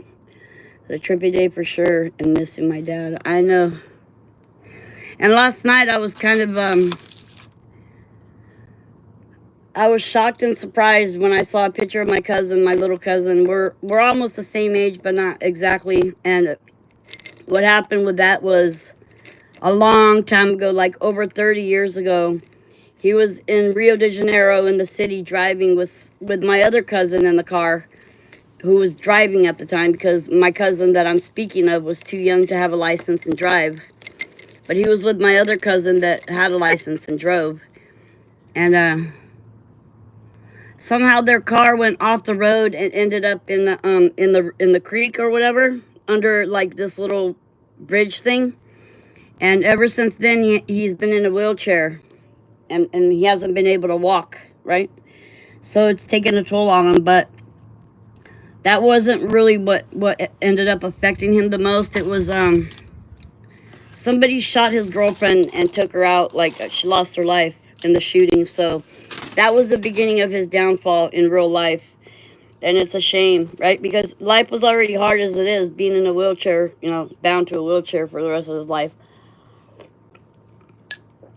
My daughter sent me a picture of all of them together, and And I said, hey, as soon as I seen him, I felt it right away. He's incredibly close to leaving this planet. Like I told you before, I don't see like a time frame or a time scale, let's just say. I don't know the time duration that we still have with him or that he still has on this earth. But I know that he's fading, right? He's jaundiced and he's all pale. And now he's got diabetes, so that's not good. You know, but then you have to take into consideration all the years of drugs and alcohol that took a toll on him. And then, of course, diabetes.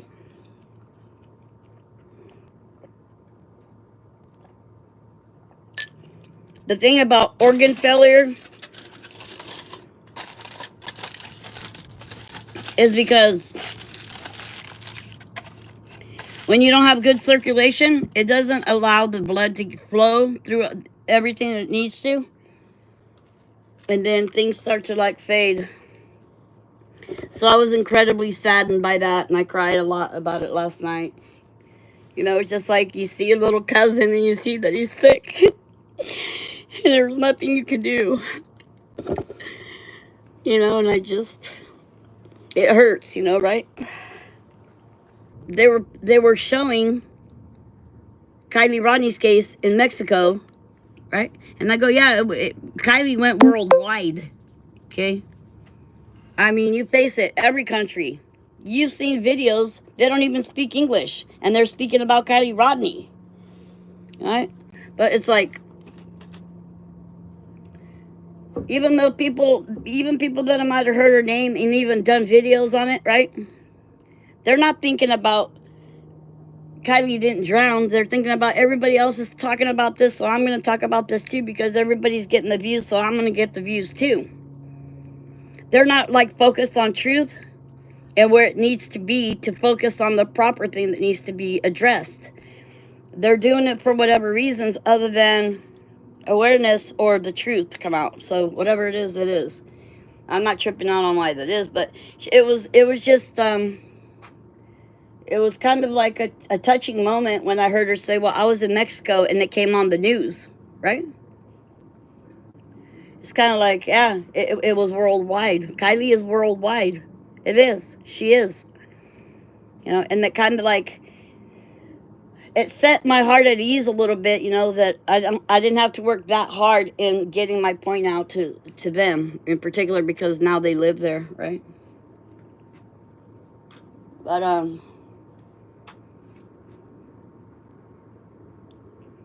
you know, and I always tell them at the very end, if you ever get a chance to speak of Kylie or you hear her name being spoken of, if you would please make the truth be known that Kylie didn't drown. And they always agree and says, yes, we will. And I tell them, thank you, God bless you, see you next time, and I'm out of there. And it's as simple and easy as that. You know what I mean? It doesn't take very long, and you don't have to work very hard at it at all. Like most people understand, right? And they see the sincerity in the tone of my voice or how I look or the tears that are falling down my face when I speak of it, right? And the time that I put into it.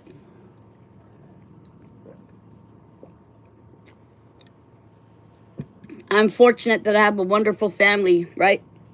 That don't like, you know, like, you should be doing better things with your time, or you should put your energy in other things. My family never tells me anything like that, you know, because they know that the seriousness of what I do matters.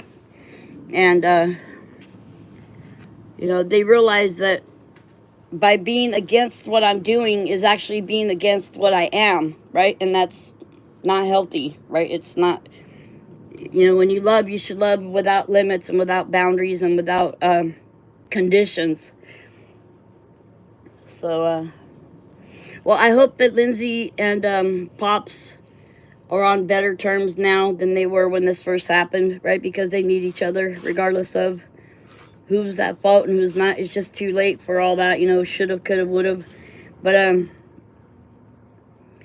the importance of staying together and remaining solid through hard times is important. You know, I don't know if you guys got the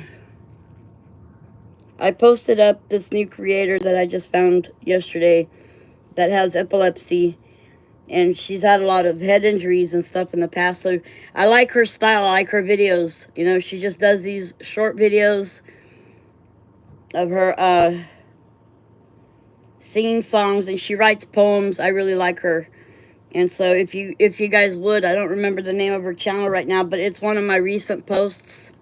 Please do like and subscribe to her channel, because I feel there's people out there that are lonely and that they're ill in their body and they don't have an outlet to know how to deal with things.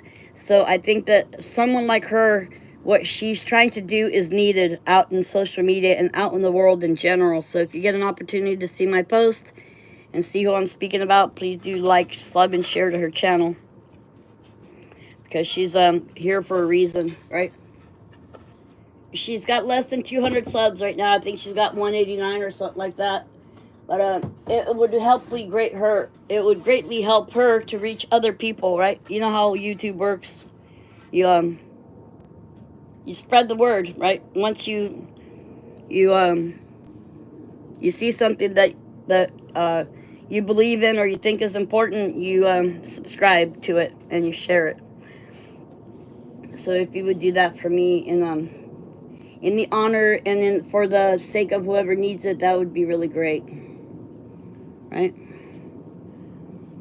So, it is what it is.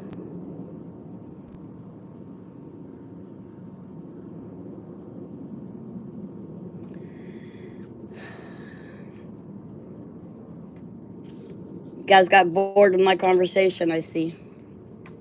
It's all good.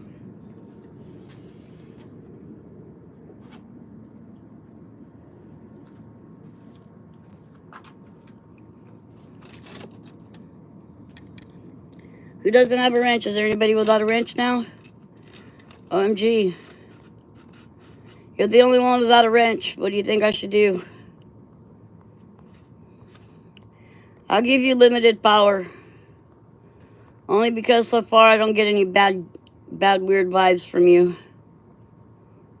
Right there. Now we are all of one accord. Everyone that is present in this channel, we are all of one accord. OMG, if you're able to say something, you have a wrench now. You have limited power, but it's okay, because I just want us all to be of one accord, so that we can all be on the same page. You know, it's okay. For the moderators that are here, that are my true faithful ones, it's okay that you're not okay with it. I just want you to know. It's okay if you happen to not be okay with some of the decisions that I make about this channel, because I'm trying to do a greater reasoning, right? There's a greater purpose to what I'm doing. And part of it is keeping us all together and solid and of one accord, of one mind, of one purpose, and one direction, right? And that is to seek justice for Kiely Rodni. So even though some of you might disagree with some of my decisions, it's okay. I understand that, right? And I can't apologize to you for it. I could just tell you that I understand. If you're not in agreement of me giving somebody a wrench, I understand that. I respect that. And but the reason why I do what I do is for a greater purpose than somebody's personal opinion, right? Even my own.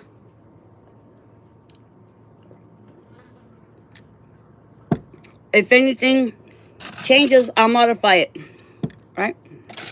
If something changes along the line, I'll modify it. But I mean, I don't have to. It just doesn't feel right.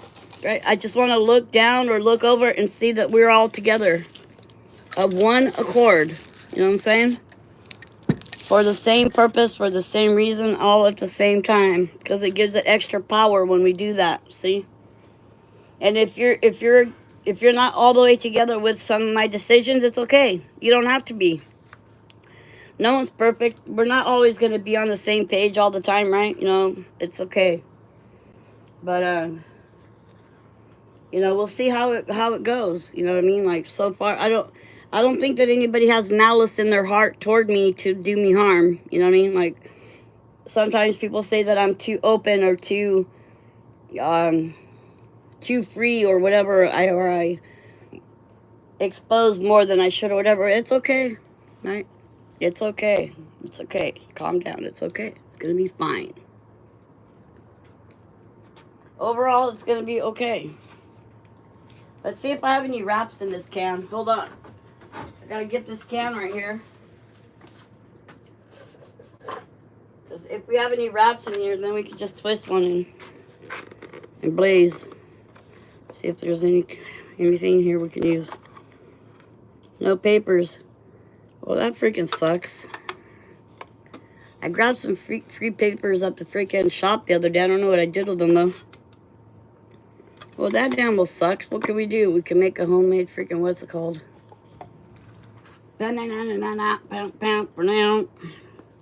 What should we do? Let me think.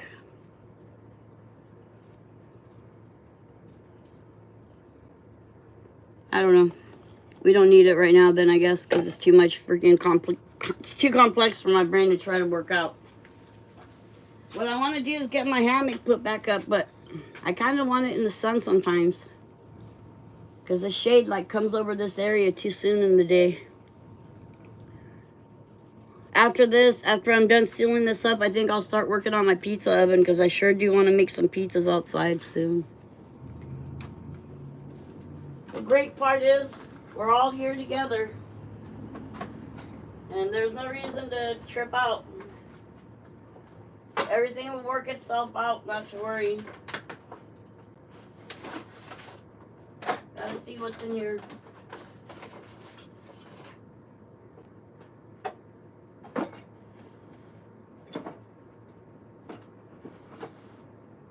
Sometimes it's like, maybe I'm overdoing it. Right? Maybe I'm trying too hard.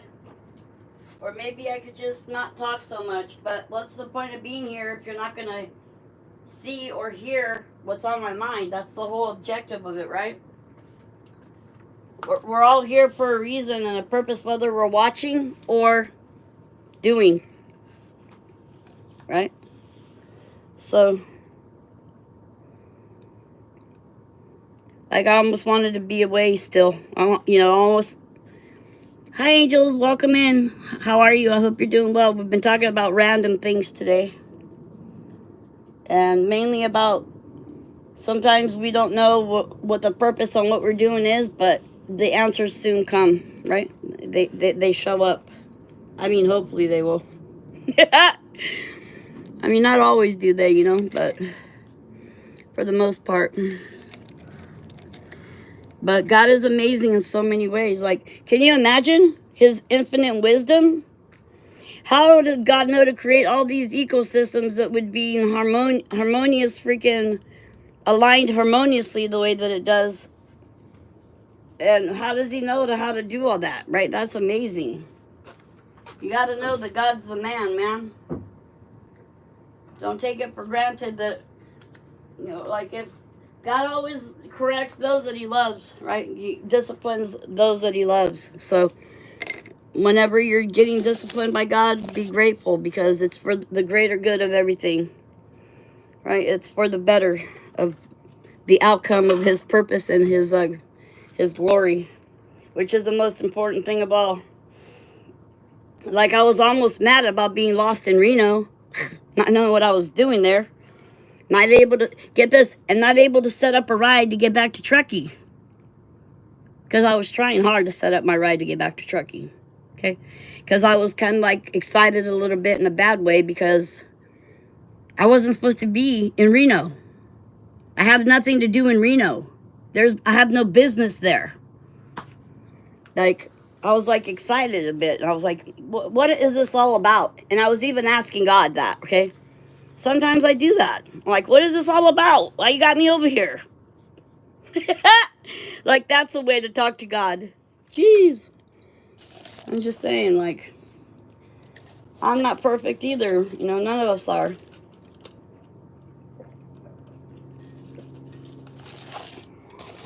Even I don't know the whole plan all the way through. We're all just working through it to the best of our ability as we go along, right? We're all just learning. None of us have ever done this before, right? But that's what you do. You work at it, you ask for answers, and they come. Hopefully they do. Not always do they, but if you hold on, you might get the answer. I'm proud of my door. My door looks rather beautiful.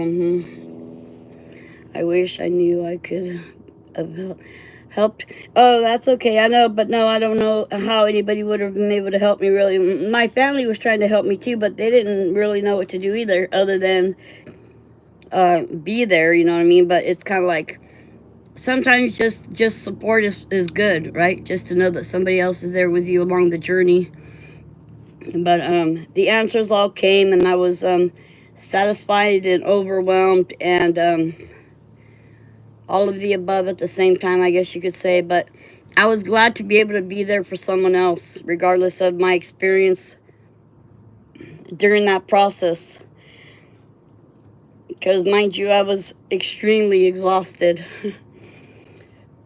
But not too tired to do God's work, you know, and because with almost losing his baby girl over that lady that was sick and didn't tell him that she was, and then getting his baby sick, and then the loss of his son, it was almost like overbearing, you know what I mean? Like, I was just able to be glad to at least help a little bit.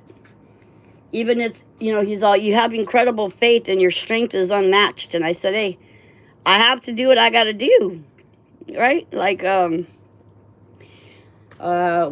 work creates calluses, right? It'll give you callus, you know. But with all the experiences I get, you know, with skin as thick as these, am I able to take it on and work on the task at hand, whatever it might be.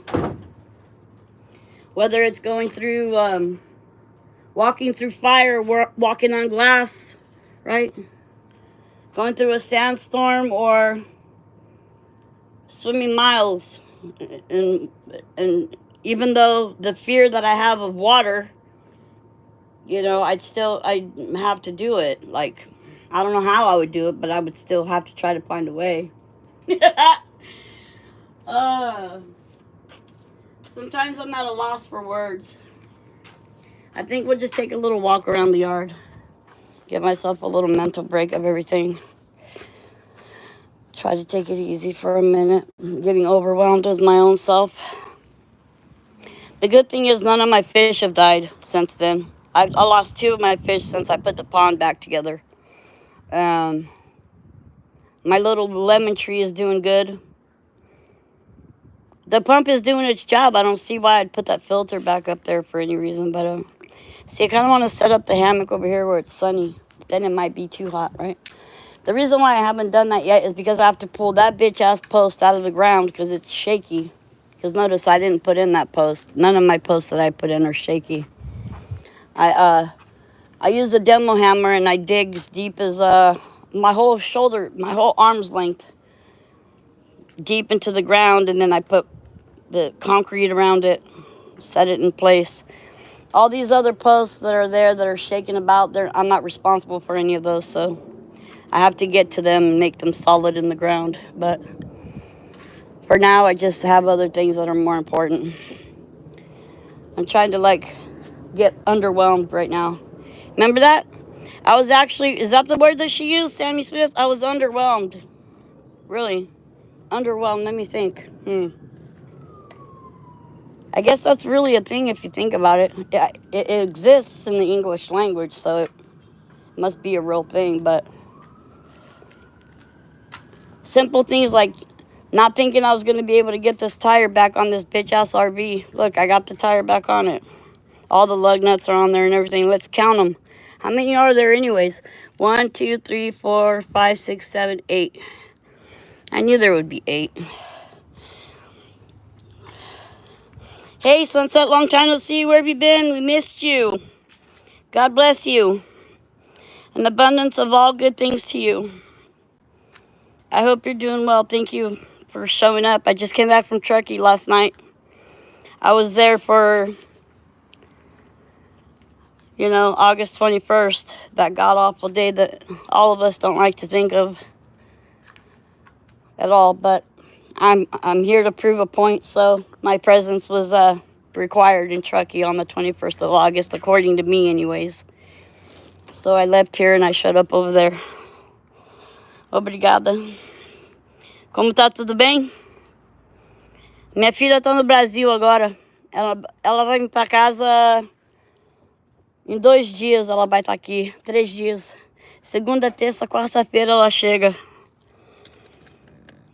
Yeah. And I got lost and ended up in Reno because I didn't get up at the bus stop in Truckee.com. That was a trip, bro. I should walk to the head shop, huh? Put a shirt on over my bikini top.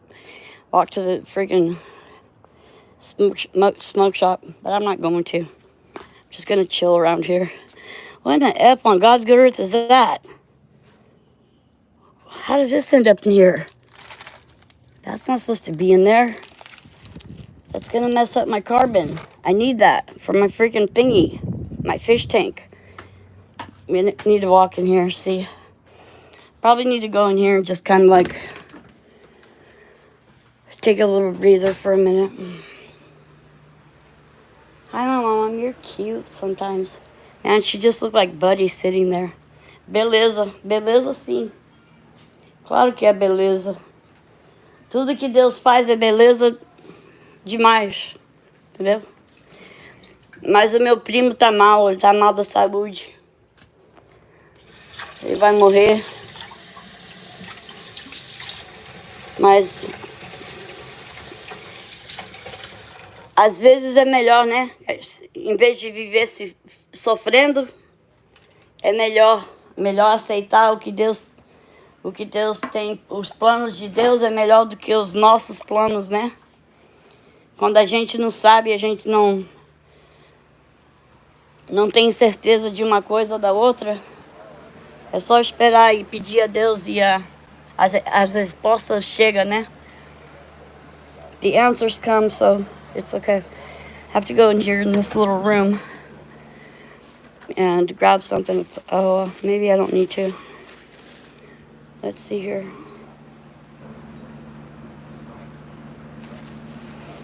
Yeah, I had an unbelievable time over there. This time was cool. I brought my hammock in case because right where I was going to set up my hammock is right where I got bit by a damn bee. I was bit by a bee for the first time in my life at the Truckee River in Truckee, California. Yeah, that was yesterday. Don't you know? I was looking for a place to set up my hammock, right? So I needed 2 trees that were a certain distance apart. What are you saying? I'm glad you sent love up there to Truckee. Stung, not bit. Yeah, stung by a bee. I know. See, that's never happened to me before, so I don't really know how to express it. Yeah, but it must have been hilarious, okay? Because, I've never been stung by a bee, so I was, jumping up and down, trying to run from it and shit, right? I was, perplexed, and I was, confused. I was, asking God, look, I've never been stung by a bee before. Why would you let that happen to me? What a dumb question, right? Well, simply because maybe you never experienced it before, yeah, and it was time for me to experience that. Well, thanks, I appreciated that. It kind of stung really bad for a few minutes. And then it was like it never happened. For some reason, it was strange. They don't have teeth. Yeah, they don't, but they have stingers. And sure did I learn about that. I was like, what the heck? Then I was like, hey, why would that bee sting me when I wasn't bothering it any? Okay, it needed to leave me alone. Now I'm going to sit in the sun because I love the sun hitting my skin. Most people can't stand the heat, but I actually like it. So I'm going to sit right here on my nice little cart facing towards the sun. Worship the sun as much as possible. There was quite a few months where I didn't go in the sun, right? I didn't come out of my room for that matter. You're sweet like honey. Oh, am I? That's what I do. I tell them all the time, look, go make honey or something because I'm not going to be something you might want to taste. Because I was trying to deter them from actually coming to me, but it didn't work out like that. Thank you for the compliment. I'll take that as a compliment, of course. So, OMG's making shorts about me, but she had my hair all wrong. And then she thinks I wear my boots on the inside. She thinks I put my pants on the inside of my boots. Oh no, I don't. Oh no, I don't. Okay? Yeah. The videos make me laugh. Actually, they're kind of funny. They're hilarious to me. But first of all, I don't look old. I don't act old. I don't think old. Okay? I'm just wise for my age, and I look good for my age, and I don't look like a witch. And get the hair right, will you? Because I don't have curly hair. I don't have red hair, and I don't have short hair. My hair is like almost down to my waist. No, it's fine. No, it's fine. I even give her limited access to having moderation powers on this channel just minutes ago. That's only because I want us all to be of one accord here, and I don't feel like she has malice toward me. I mean, I could be wrong. I'm not always right? A lot of times I'm wrong, but for the purpose on what I'm doing here, my presence, is to bring awareness and truth and justice to Kiely Rodni, and for some point for them to apologize to Kylie's mom, hopefully, okay? Hopefully it'll be manifested in the manner that in which we want it to be manifested in, right? Because a lot of things we can't control, but other things we can. You know what I mean?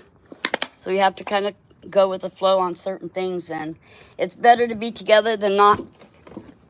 It's better to be on the same page than not know at all where you are, Like, we don't need to be lost in transition. We need to be together in the process.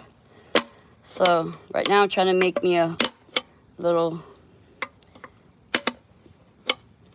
homemade little device here so I can take a little hit of my THC. At first I didn't think I was going to want it, but now I feel like I need it to just relax a little. Kind of get my mind off of the seriousness of life.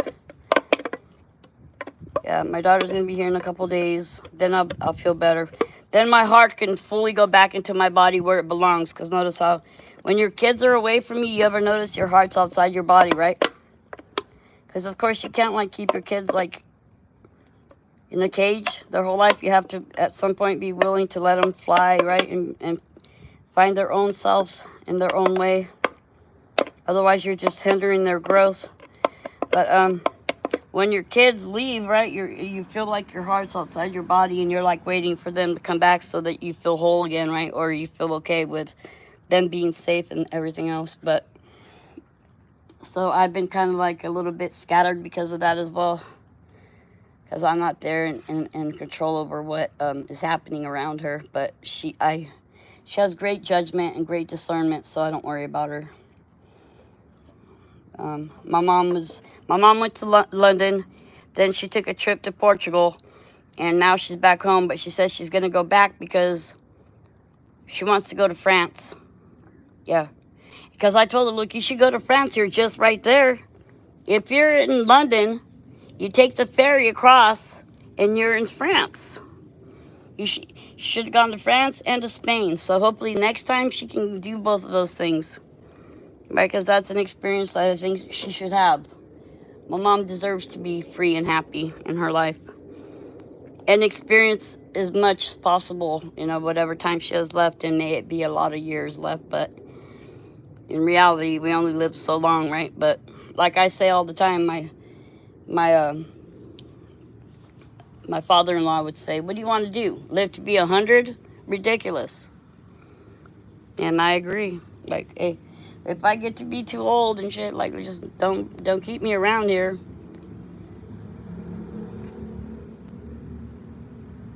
It was incredibly hot yesterday. In Sacramento, it felt like it was 135 degrees outside.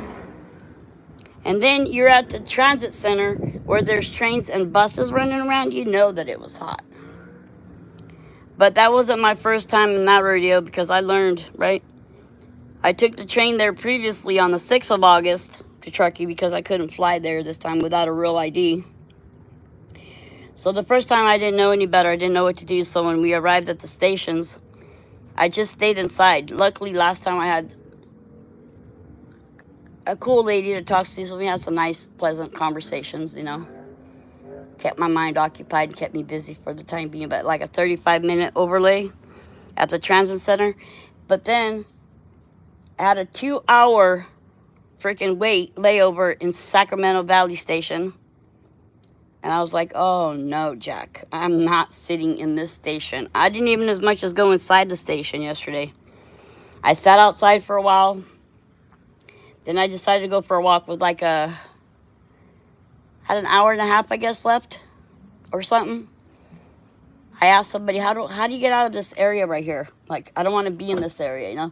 Because for one thing, there's all kinds of cops and stuff with their canine dogs all over the station. And I'm like, guys are like invading in my personal private space. Like, like just, I don't like that kind of energy around me. It's like, I got to go somewhere else. Like, I'm not tripping out on any of it. Like, of course, the dogs just go up to everybody and sniff everybody around and they don't, nothing happens. It's like, it's all good and everything. But the dogs are all more cute than anything else, you know what I mean? What a cute dog, but yeah. So I left and there was this concert going on of this new country singer. She's kind of like she's new out in the country, like, scene or whatever. I can't even remember her name. I don't even know who she is. Never even heard any of her songs as far as I know. But Carly something or something like that. Carly. If any of you know her name, just put it in chat. But look, as I was wearing my red cowgirl boots, and I was thinking, like, man, I never seen so many girls and babies and girls, women, girls, all ages, from like little to really old, all wearing cowgirl boots. And I was like, man, did everybody know I was going to show up today in cowgirl boots or something?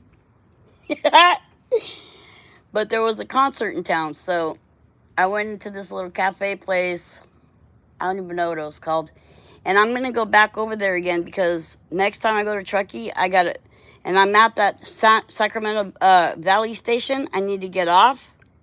Hopefully I have a long enough layover to do this. But I need to go walking around over there again. Cross those streets right there. There's only a couple streets you cross over. Because I want to go back there for the burnt grilled cheese sandwich. Man, because that sounded amazing, man. But, I was holding out to get the cheeseburger on Amtrak, right? I'm like, that's why I didn't get nothing to eat in Truckee, because I was keeping my appetite for my hamburger on the Amtrak train. That's how I am. And then I get on the train, and they're like, oh, no, we ran out. The next thing you know, they're on the freaking, the loudspeaker going, well, we have limited stock on things today, but the cafe will be open for however long, blah, blah, blah, blah, blah. So I walked over there, and I was so hungry by the time I was waiting all day. Notice how I passed up the burnt grilled cheese to wait for the cheeseburger just to get on the train and them not have it. So I ended up having to settle for the club sandwich, the Italian club.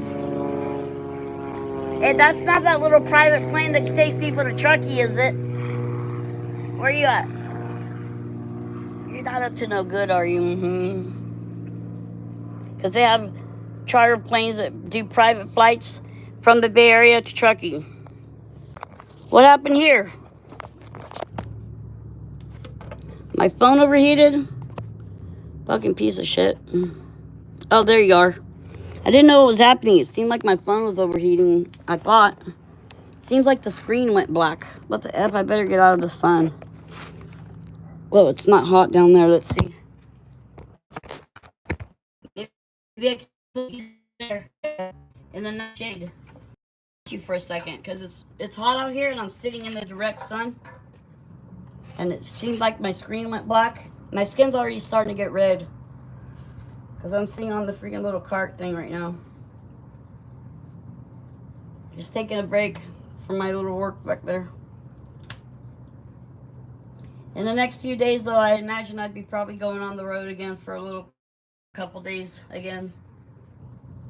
While it's still summer and the sun still shines, it's not too cold outside. Because you know me, I like to be by the water. If I can, I like to be by the salt water in the ocean, right? Because I feel like it's cleansing and I feel like I need it a lot, and I'm not able to get over there sometimes. And it just cleanses me and it makes me feel renewed. So I like to get out there when possible. It's just good for me. Get my mind off the city for a while. The city, man, it's just so too much stuff in the city. And the cops in Truckee, they look at me like, oh my God, what can we find on this chick to like put her away or something for a minute, right? They want to like lock me up for the night or something, or for the duration of my time there, but they can't because they have nothing on me. But I'm telling you, they don't like it. They don't like no one showing up, okay, displaying anything to do with Kiely Rodni, speaking about Kiely Rodni, and that's what I do. That's what I do. Everybody is like, hey, you live here? My God, you do? Have you ever heard of a girl named Kiely Rodni? You have not? My God. Then I start talking to them. The next thing you know, they're like, I didn't know about that. That doesn't sound right to me. And I'm all, you're telling me it doesn't sound right. It isn't right. Definitely 100% not right. That's why I'm here.com. And people don't understand that. Like, who would ever take time out of their personal life to go out of their way and spend all this money, right, without having any certainty of any positive feedback or changes happening? None of that matters to me. My part is to do one thing, right? Raise awareness. That's enough of a goal just to begin with, right? Just to get it started. And then let things happen on their own the way that they're supposed to, naturally. I'm only responsible for getting it going, right? Just to get the ball rolling a little bit in the right direction. But I figured out too that not going there for a whole year is too much of a time in between. It doesn't like have an effect. You know, that's what I figured out yesterday. Like the effect isn't like what it needs to be, unless it's more often, or unless it happens repeatedly or more often or closer in time together than a year apart. You know what I'm trying to say? I hope you understand what I'm trying to say. But like my wish is to be going like once a month for even at least one day, right? One night. Spend one night there. Because I figured every time I take a trip to Truckee, you know, you maybe reach like maybe a couple hundred people, maybe a little bit more, sometimes a little bit less, depending on the day of the week or what might be happening in that area. Since there was a concert in Sacramento, right, I reached way more people. And during Truckee Thursdays, where everybody's out in the street in Truckee with their little merchant stands and their little like pop-up tents and everything, you reach a whole lot more people as if you go on a Monday or Tuesday and everybody's just regular town folk, you know. So yeah, that kind of matters. So I think that each time, I would say I probably reached about maybe 200 to 300 people, like just passing, that heard me talk about Kiely, or I actually brought Kiely up to them, which is a lot, you know, a lot actually. It actually is. You can tell when people are uncomfortable with the subject or what you're actually there doing, though, because they're like, you know, like, I can't believe they're coming here to our city to bring this up. You know, it's a sensitive subject for us. Well, obviously not sensitive enough to where you're seeking truth for Kiely. You're all complacent in your silence, eh? Can you imagine being complacent in a silence that freaking is just absurd in it? I'd be choking. I'd be like, nah, I gotta let this out. Like, I can't imagine being complacent with anything like that. I just can't. It just doesn't seem proper and right. Like, find the tallest mountain, okay, and then shout to the top of your lungs from that height, right? So that it reaches the most amount of people possible. But I'm not climbing any mountains anytime soon. I'll run out of breath and get tired, and then have no place to set my hammock up on, okay? Because I had my hammock with me and I needed to set it up, but I got stung by a darn bee at the Truckee darn River on the bridge, don't you know? Yeah, on West River Street, or River Drive, or River Street, or something. Wherever all those little businesses are right there, that's where it was.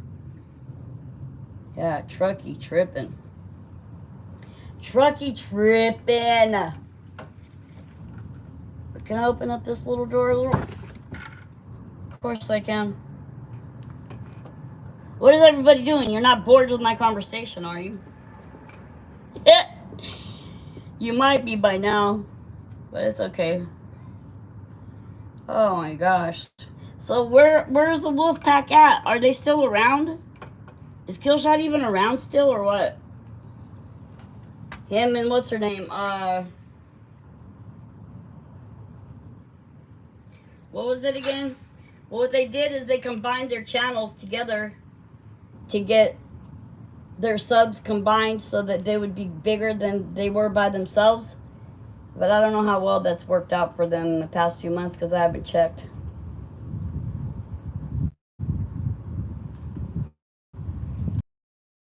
Back, all these traders, like, loyalty is a rare trait, you know that? Just like courage. Loyalty is a rare trait these days, face it. It's not like a dime a dozen anymore. The qualities in which people should retain throughout their life is just faded. You know, like speaking truth and following truth and fighting for truth is all faded. It's all faded with the dollar signs and the status of their positions in this world, or they're just trying to get situated and accepted by the community that's around them or whatever. I don't know what I'm trying to say, really, but people aren't true to themselves even anymore, you know. They're true to the dollar, and they're true to the lies that keep them safe in their comfort zones to where they don't have to be bothered or disrupted in any way. And that's just a shallow existence in my opinion, you know, right? You can think whatever you want about it, but to me that's just a shallow way of existing in this world. So I always choose the harder, more difficult, narrow road to travel, because it just happens to be more meaningful to me, right? It's not that way for everybody, but it's just more meaningful to me. I get more out of it that way. Of course, it takes a lot more out of me too, but it's the trade-off that, you know, that you have to be willing to accept.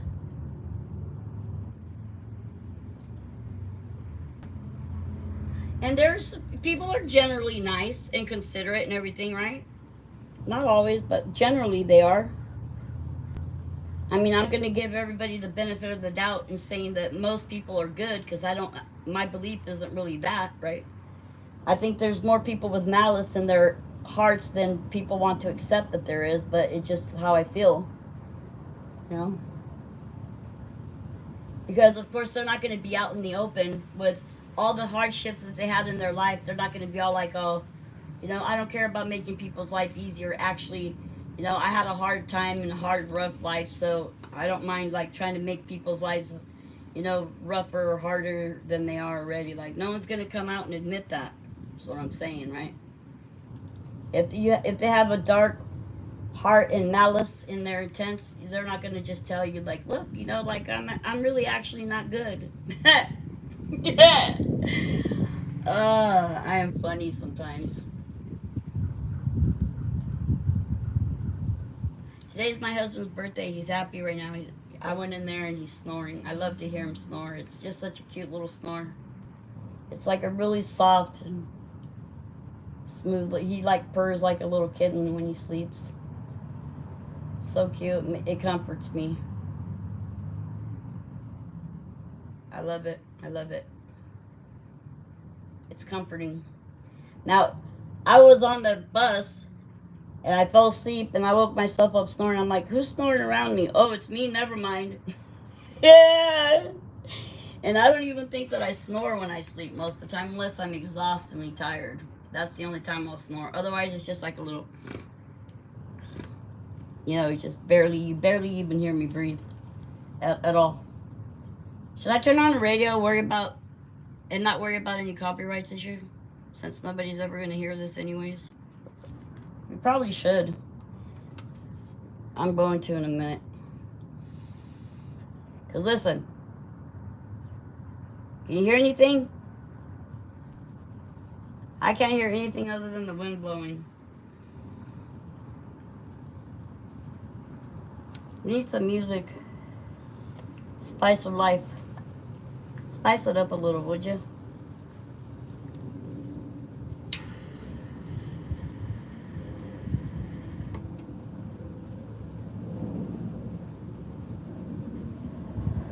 And dinner hasn't came to me yet, but I'll think of it. What to make for my husband later. Whatever I make him, he's gonna love. I know that because he always does. I already served him ravioli with meatballs and the killer kind of sauce earlier with some toasted wheat sourdough. That bread is so good. You wouldn't believe how good that bread is. It's really good.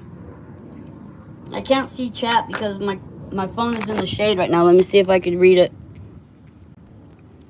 Happy birthday, Mr. G. Thank you. See who's here without a wrench. Hold on, let me go in the where I can see. I hope I don't get too spaced out. I'm taking those couple hits, but hopefully it'll do me good. Ah. Get up out of the sun. I'm dark right now, you know that? I got even a little tan line going, I think. Not enough. See, my plan, my intent was actually to take a couple of days off. Because this last trip before this one to Truckee on the 6th was kind of hard on me. And it took a lot out of me as usual, like as you know. See, look at this bitch-ass wood. I didn't put nothing heavy on it. It's starting to freaking warp right there. Fuck, bitch, I gotta put the cinder block on there. No, I'm not gonna put that on there because I have to cut more wood. But, my intent was really actually to have a couple of days off and be by the water, by the salt water at the ocean. And, I decided to go back to Truckee instead on the 21st because I felt like that was a more important, voyage to take on. So that's what I did. And I'm glad that I did. After all, but while there's still some hot days coming up, I'll probably be doing that soon. Let's see what else was said while my phone was in the shade because I thought my phone was overheating. The ones that found the truth in her lies don't have fleas anymore, but if you like the infestation, exactly, Shan. Sorry, late reply as I'm trying to make dinner, do laundry and sort. Do your thing. You know how I am about that. You all need to do what you need to do for yourselves, and that comes before anything else. Trying to water my garden, then lightning and rain came out of nowhere. Nature over chlorinated water, right on. Yeah, my husband's birthday is today, and in a few days he's having double knee surgery. Get that? I'm praying that his pain will be lifted from his physical body and he's able to walk without, walk pain-free again in a few days. It's pretty heavy duty actually because my husband's not, he's at a delicate age in his life and I worry about it all the time, I worry about being without him. Because I guess someday I will have to be, right? But thank you so much. And rapid healing after surgery, yeah. Surgery, he just passed his physical. He just had all his x-rays done. His blood work came back good, and he's got a really strong heart, but he's, I think he's 72 today, actually. That's getting up there, like, really. I've never shared this with you before. This is the first time I'm telling you my husband's age, but, the truth was bound to come out at some point. But, yeah. I just want him to be pain-free, whatever it takes. I got him this little, it's a walker wheelchair combo. It's pretty cool. But, He thinks it's just something extra that he has to worry about carrying with him. I'm like, no, it isn't. No, it isn't. It'll help you walk faster, better, without freaking pain that much, like support along the way. The battery's in the red. We better go in and get the charger. Yeah, I'm not sure how long I'll be on this live. I guess I don't know if you saw the last video, but I think it was like 20 minutes or something. My point to that was all of us. So there's been thousands of people that have heard or watched clips or seen or made videos about Kylie Rodney, right? So there's a lot. Certain videos got like 40K views, 15K. Listen, listen.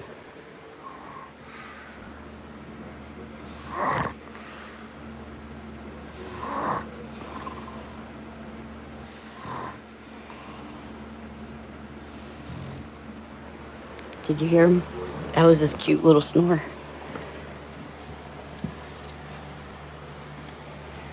It's such a cute little. I love to hear him breathing when he's sleeping. It's so cute. I love it. Makes me feel at ease. What are we doing in here again? Oh yeah, charger.com. Pay attention. Okay, let's see. Oh, and I got all. Did I tell you all the fudge that I bought at the Truckee Sweets store in Truckee? Woo, girlfriend. I have all these packages of fudge. Look, and they all melted like no tomorrow in sack. Wait, let me get this charger here. Is this the correct one? So it is. I'm trying to get this here little charger going. Oh my goodness gracious me. Yeah. And I put off ordering the hot tub, and I didn't order the pool because, well, first of all, I was ordering the pool for the kids next door, but then I started thinking about it. Look they're never here. Okay? And I'm not going to get like a cheap little freaking pool, like a kiddie pool. Like, I'm not doing that. Like, I want like a 10 by 13 or something at least. So, like right now, they're gone, right? So, and plus, I don't have the room anyways until I get situated in the backyard. My lover, he's resting. So yeah, I'm supposed to be getting a hot tub because I want one. It relaxes me, and I go through a lot of stressful stuff in life, so I think that I need to have one.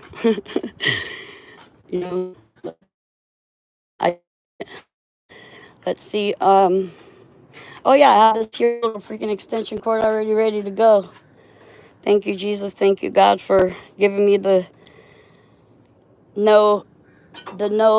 knowledge of having it before time, whatever that right expression to that would be.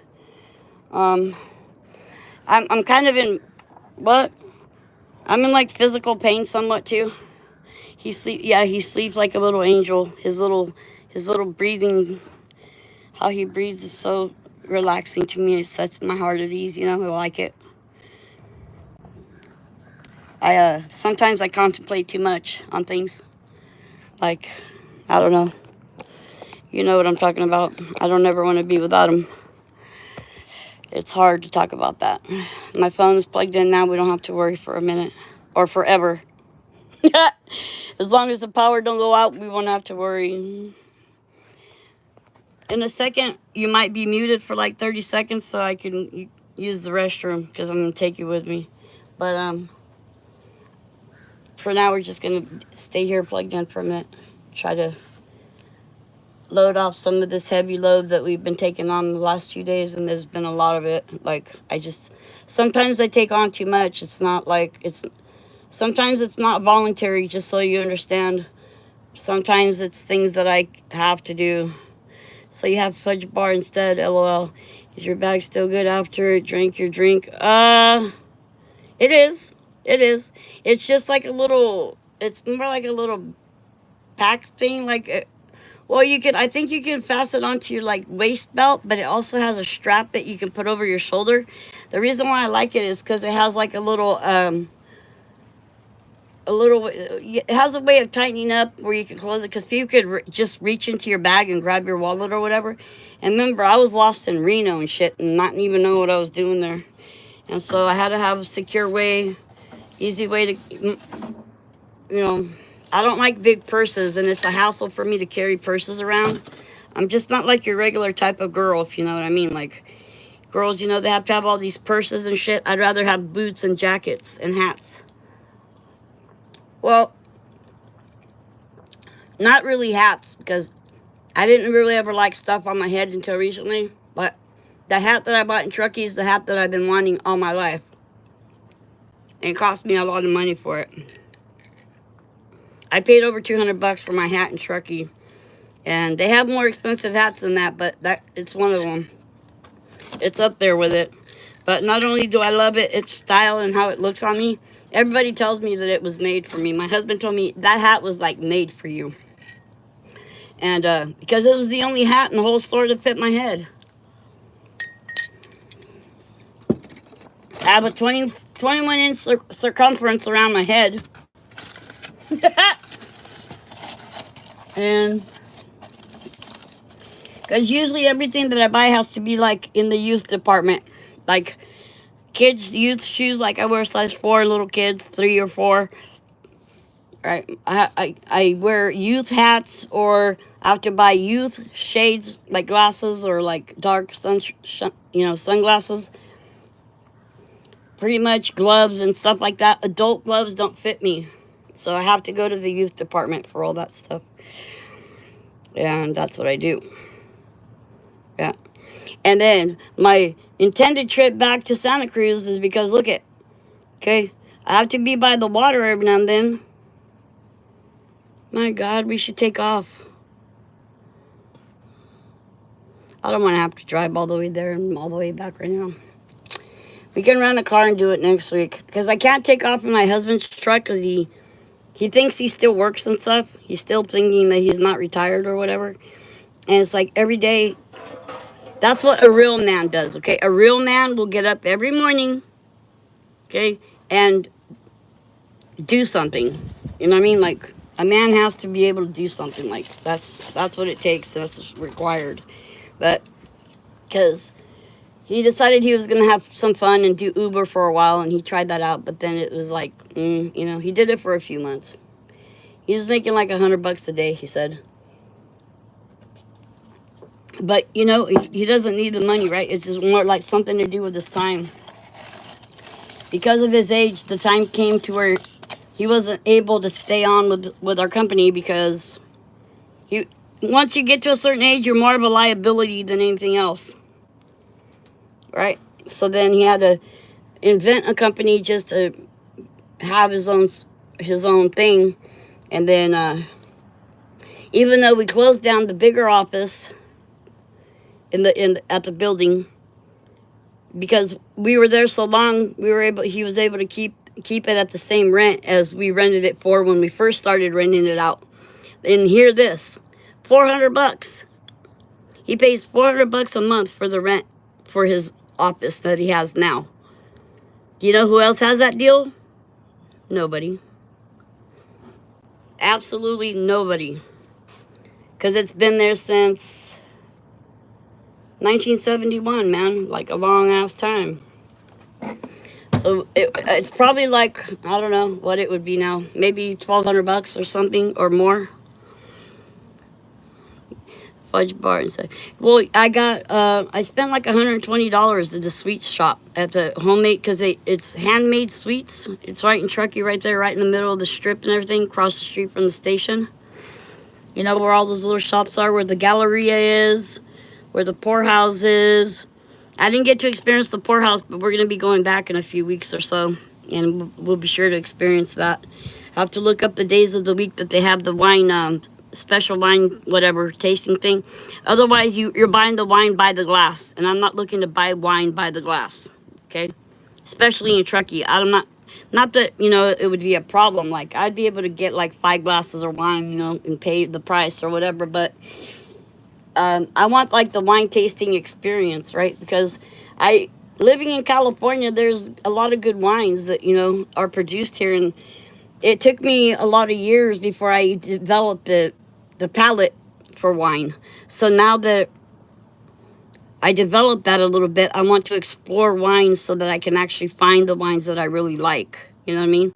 Because I don't really like to, for the most part, I don't like to like drink margaritas or Bloody Marys, or I don't even know what most cocktails or even taste like because I haven't even tried most of them, you know? And you would think that at my age, I would have tried every drink that there is out there, but it's just not the truth. Because a lot of my life, I didn't like to drink, you know what I mean? Just, I like to be sober-minded. But once my husband was gifted this bottle of wine at the church by this older gentleman, and he brought it home for me because my husband likes beer, right? He has a palate for beer. And I didn't have a palate for beer or wine my whole life. But when he brought home that red wine, which was a Pinot Noir from Willamette Valley, okay, in Oregon, Willamette Valley, it was the most satisfying, delicious, red, full-bodied, sweet, smooth wine I have ever tasted. And I've been like on the search for that wine ever since, and I haven't came across it. And I've tried hundreds of wines since then. I mean, my husband would buy me wine every week, like a couple of bottle every couple days, you know, like I was going through wine like crazy, right? Just in search of that one wine that gave me the satisfaction that, the name of it is, who's that singer again? That sings Bobby McGee. How could I forget? Come on, you know who I'm talking about. Janis Joplin. Janis is the name of the wine from Willamette Valley. A Pinot Noir named Janis from Willamette Valley. And I think it was the 2017 version, maybe. I think it might have been maybe 2017. Well, it couldn't have been. It had to be more like 2015. But that was the most spectacular wine I've ever tasted. It was fabulous. So I want to go wine tasting. They have wine tasting around here. Yeah, for that matter. And I could just go there and get dropped off and come back home and everything. You know. But yeah, I want to experience different flavors of wine. I'm fascinated by wine actually now. And different types of cheeses, like cheese platters. They serve cheese platters at the Poorhouse, like the Poorhouse. It's THE, the Poor, POUR, house, right? And but unless they have the wine tasting thing, it's you're buying by the glass. And like I said, I'm not gonna be like buying wine by the glass. They're crazy. If I was gonna do that, I'd just get a fucking pitcher of it. Like you buy a pitcher of beer, like just bring me the wine in a pitcher then. Jeez. Yeah. But I bought 6, because you buy 3 bars, or no, you buy 2 bars and you get the third free. So I bought 6 of the regular chocolate. I bought 2 of the white vanilla chocolate. Then I got my husband a bunch of sugar-free candies because today's his birthday, so I wanted to bring that back to him. And he confirmed that they were very good. The candy that I bought him from the Truckee Sweets store was very good, so makes me happy. And then our neighbor, which is also the new tenant upstairs, she's lovely. She has kids. She's always baking stuff, so today she made some sugar-free chocolate chip cookies. And he rather liked those, and now he's resting, so I feel good inside. Things are good. My daughter's coming from Brazil in a couple days, and I'm feeling good inside. My son came home after I came home. Well, he didn't come home the night I came home. He came home last night, but nonetheless, he did come home. But he explained to me he was at his friend's house, and there was some kind of domestic issue, dispute between husband and wife, and something about one of them cheating on each other, and she was going to take off with the kids, and so all these cops showed up. He's like, so I just decided I was chill, and I said, good idea. I'm glad you chose to do that. So everything, you know, happens the way that it does, but yeah, so everything's okay and fine. Things will eventually fall into place where they're supposed to be. There's no reason to trip out, right? Not fret. Do not fret.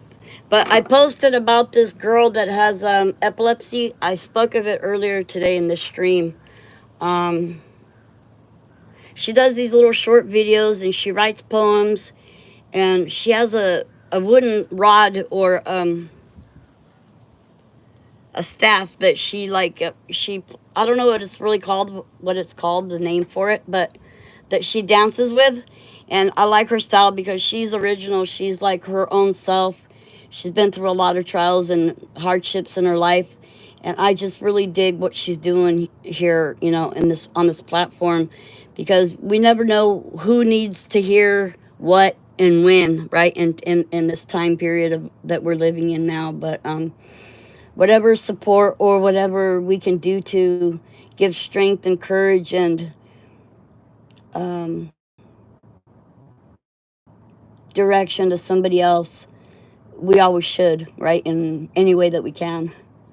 So if you can, go sub, like, and share her channel and her content, and take a few minutes to listen to her. Her videos are very short, but they're very meaningful, and she's a girl like after my own heart, I guess you could say. I just like her how she is. You know what I mean? She's real. She has 3 kids, I guess, from what she said, and she lives in Indiana. That's all I know about her so far. So check her out. See what you can get out of her videos. You know, give her a like. I try to make comments on her videos. You'll see my contents in there. I mean, my messages, comments to her after her videos, because I'm trying to encourage her to keep going. She has like under 200 subs right now. In time, she'll grow a lot, you know, because what she's doing is really great. Trying to reach out to whoever might need to hear her words, right? Or know of her experiences, to be able to get through whatever hardships that they're going through in their time in their life, you know. So it's important. It's very important, because we have a lot of good people that are getting suppressed by dark energies and dark spirits and people with malice, intents, and stuff like that. And it's important to reach as many people that are in that cloud, because I say things aren't clear, right? In the cloud, everything is foggy and weird. You don't see anything clearly. So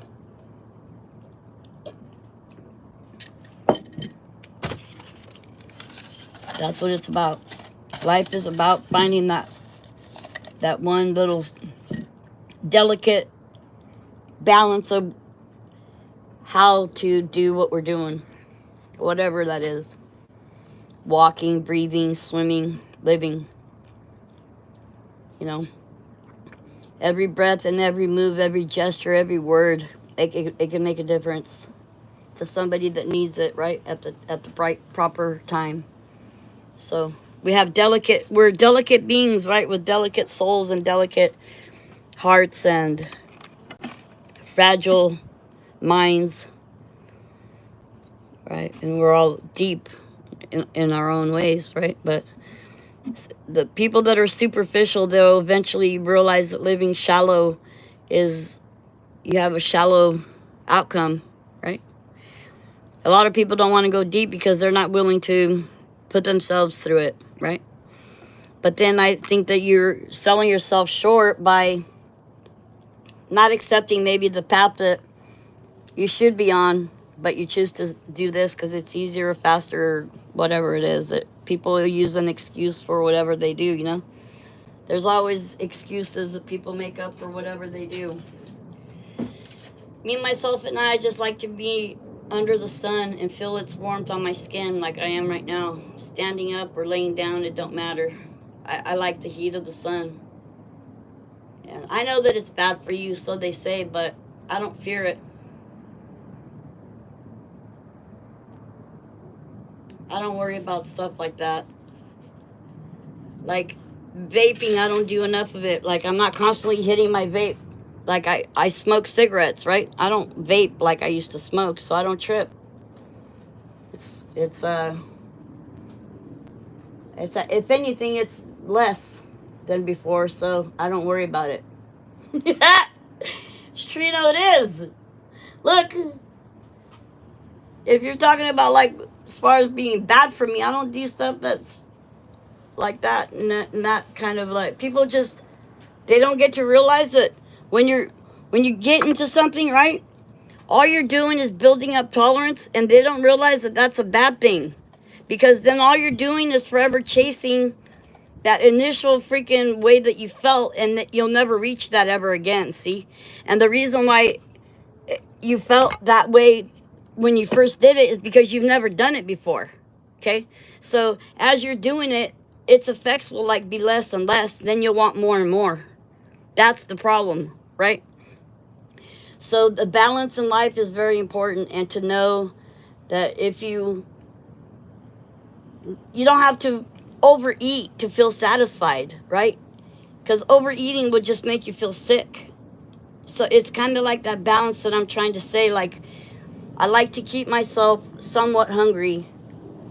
You know, like I like to eat food to where I'm satisfied, but not overly full to where I don't feel good about how much food I just ate. And it's not because how much weight I might gain, because I don't worry about that. However I look, you know what I mean? I don't trip on it. But it's how I feel overall. I feel better when I don't overeat, is what I'm saying. I feel just generally better. And there's no reason to like, because face it, you can only get so buzzed. You can only get so drunk. You can only get so high, right? And after that, you don't feel the effect of it anymore. So what's the use of doing it? Is what I'm saying. Like it becomes nonsensical, I guess you could say. There's no purpose in it, right? Once you get lost in it all, there's no purpose in it. So it's just good to keep things in a... I like to have my feet on the ground and be able to be fully focused on what is really happening, so that I don't get lost too much in the mix, or be fooled by whatever, because it's easier to fall prey when you're not paying attention, like Kylie the night that they took her life. She was just so giving, so holy, so sweet, and so angelic, and so pure that she didn't see anything otherwise, that would be going wrong, or that could have gone wrong, and that did go wrong. It freaking hurts to think about, but of course it's all not in my control.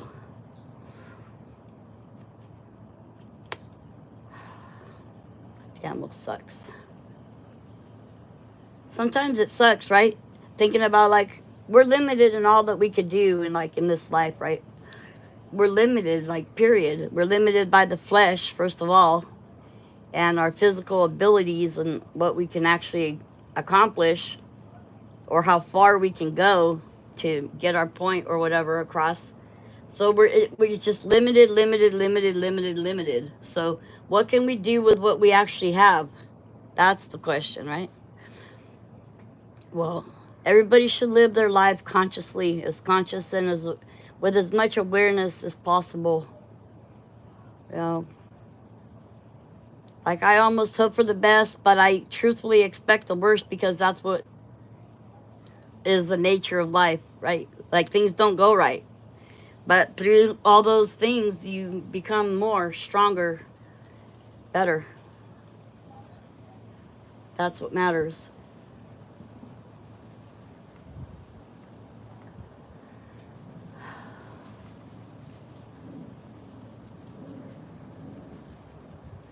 No way there was 300 to 400 people at the campgrounds. Maybe at the campgrounds, but not at the sanctuary. Don't forget. We got to be able to distinguish the difference between the campgrounds, where people are actually out camping, and where you can actually drive your vehicles without having a major traffic jam, or running into trees, or running into other people's cars. At the campground, there are several different camping areas, to where they have actual spots that you can rent, or camping sites, right? So in the general purpose sense, sure, there could be 300 to 400 people there. But my other goal, besides raising awareness, is find out, when I speak to Truckee locals, How many people know where the sanctuary is or how to get there? Because by proving those points, then we're able to give people a better understanding that what we're talking about isn't, we're not full of it, right? We're not just making shit up, and we're not just talking out of the side of our necks. We can actually speak from knowing what is logically capable of happening and what absolutely is impossible to occur. And what's impossible to have happened is to have 300 to 400 kids or cars at the sanctuary. That is an absolute absurdity. It is impossible to happen. Okay, so, and the 150 whatever it is that was seen on the fire cam is also an impossibility. And I guess I beg to differ, because the reason that, even though some people don't believe in the fire cams and what it represented or showed, which was visibly, we could visibly see. Okay, sure, whatever, manipulated freaking time frames, whatever. 1/10 of a second to 2-second freaking clips. All right, they're little captured clips of something that's in motion and that plays back, not at real time, or whatever you want to say to it. But the 150 incident, where you see cars flipping up in the air and all that, that space on the ground there doesn't permit that kind of incident to happen. It just is impossible. It's not, it can't happen. There's no way that that would happen. I'm testimony to it, CB's testimony to it, and anyone that's been there with boots on the ground can tell you that is not happening. It never happened, and it wouldn't happen. You know, like, if anything, if you were to say, well, that's somebody changed that whole fire clip footage and made that happen, well, I wouldn't doubt it. But the possibility of two cars clashing in going as fast as they were, with the space and area that you have to work with over there, is just an impossibility that, unless you're there, you don't understand that that can't happen. You know, and I think a lot of people think that we're crazy for that reason, because, and also some people that don't even believe in the fire cams actually believe in that 150 clip. Like, what do you mean? You don't believe in the actual clip that shows Kylie's car going into the water, but you believe that the impossible thing happened that can't happen? I get a little perplexed about that sometimes, but you can only try to get across what you can try to get across, and they either pick up what you're putting down or they don't. You know what I'm saying? Like, you have to experience it for yourself. So if you're able to get down there, bus, train, plane, I don't care, boat, just try to get there, because it matters. To be of one accord and one understanding and knowing what's logically possible helps. Otherwise, you're forever not knowing, because you can't be there to experience it, so you don't know what it's like. Right? It's hard to speak of something that you don't know anything about. And if I wouldn't have gone to Truckee and been there myself, I would have probably thought that that was a possibility too. I really would have had. And I probably did. But the light was shut off at 12:03 location. I know. And that was a purposeful action, right, that was taken by whoever it was that did it. But that was by no mistake, because look, that's why I say midnight was the hour in which it happened, because first of all, there's meaning in the 12 o'clock hour. The clock strikes midnight. That's it. You know that.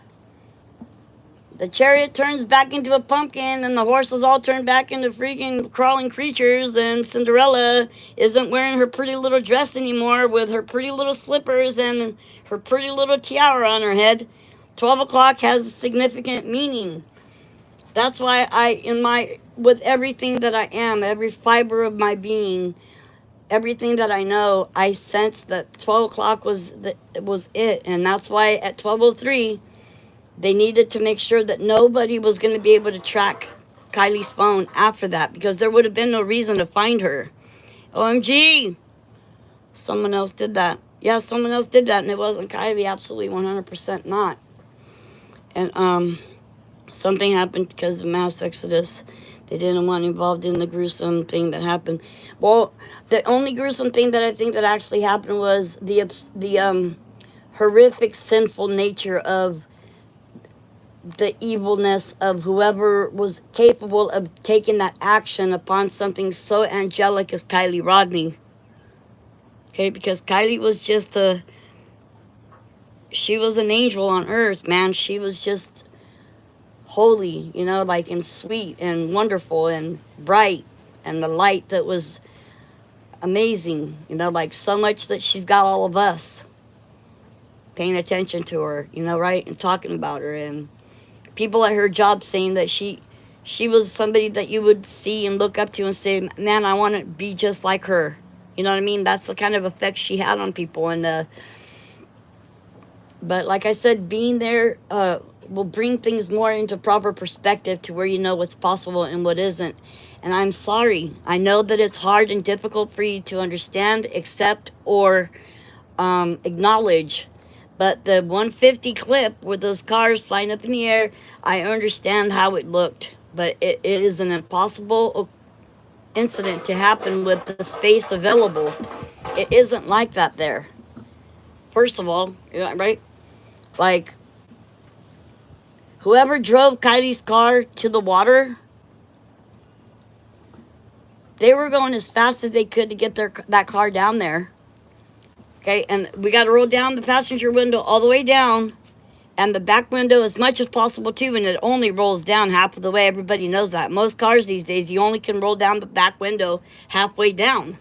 It doesn't go down any more than that, unless you break it out. But that was to facilitate the quicker descension of the car into the lake, for the less probability and possibility of somebody seeing it, okay? Yeah, the reenactment video, I know. But see, like, so everything had its intended purpose on why it was the way that it was. Okay, now, if you believe law enforcement when they said the lights were shut off in the car, no, they weren't. Somebody also turned off the lights. And if they're going to say the black box is damaged, no, not if they know that the brakes weren't pressed and the steering wheel wasn't turned in any direction to avoid going into the water. It means that they were able to see it and review it, and they know exactly what was happening. They know there was no one in the freaking driver's seat. They know that Kylie was strapped to the back because there was a strap hanging out of the freaking hatchback of the car. And that cannot be denied. 100% damn not. What if Kylie's car was never at Prosser Point, and if the two cars at the fire cam going in the water were those whom committed the crime? Well, yeah, the black box damage is bullshit. Those built to withstand everything. I mean, look, things that catch on fire and get collided in midair like airplanes. Okay? The black boxes to freaking September 1/1 exists. How could the black box in Kylie Rodney's CRV not exist when not even as much as the freaking airbags were deployed? Explain that to me. I'm gonna try not to get overly excited because I don't want to be angry about the situation, because anger never helps. Because sometimes I get so fed up, I get angry. And it's not healthy for me. I have to stay level-headed so that I can do a good job at being thorough with the truth. I thought they said they had one, but it was damaged. That's what they did say. And they lied. Because they also said in the report, if you would look, there was no indication that the steering wheel was turned in either direction, right or left, to avoid going into the water. How would they know that? How would they know that? Okay? And you mean how they never acknowledged the fire cam in the first place, in anywhere, in anything? Not after it was discovered, but hey, they didn't acknowledge the fire cams, but guess what they did? They had whoever is responsible for the cameras change it to where we can't go in there and go to a certain day and time anymore. Now you can only review the fire cam, and it's It's a time lapse thing. It plays like in fast speed almost, and it only goes back 24 hours from anything short of the shortest amount is 15 minutes, last 15 minutes, all the way back to 24 hours previous to the time that you're trying to check the cams at the time that you're trying to check them. You understand what I'm saying, right? They didn't acknowledge the fire cams, but they went in and modified the way that we're able to view them. Okay, and they also said that the brakes were not pressed to avoid going into the water either. You get it? They reviewed the black box and lied to go along with the rest of the bullshit narrative that are all nothing but lies. And most of them fabricated by Sammy Smith and whoever else was helping her come up with this masterminded plan to take this angelic little angel's life and rip it from our souls.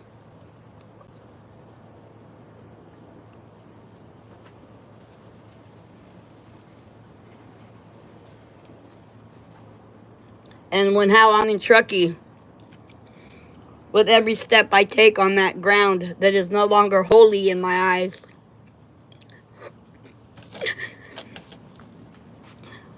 it just isn't that anymore.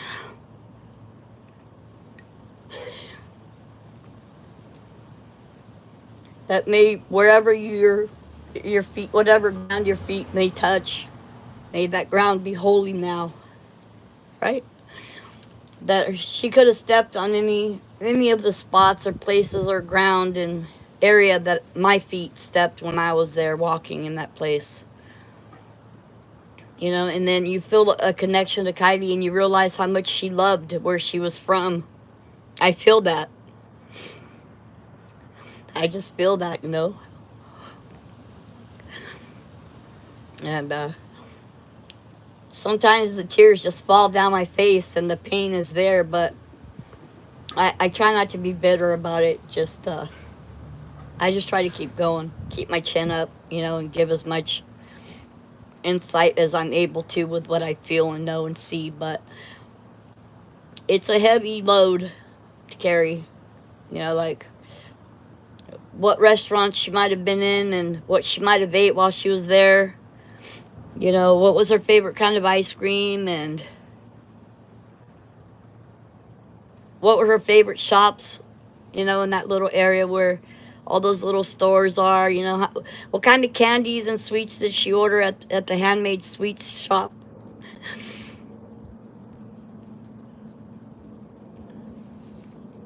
You know, what kind of gifts would she have bought for the people that she knows or that are in her family, at what shops that, you know, she bought them at and stuff like that. Things that we'll never know, you know what I mean? Like, and did I tell you that the tea shop is gone? The tea shop is gone. Her boss closed up shop.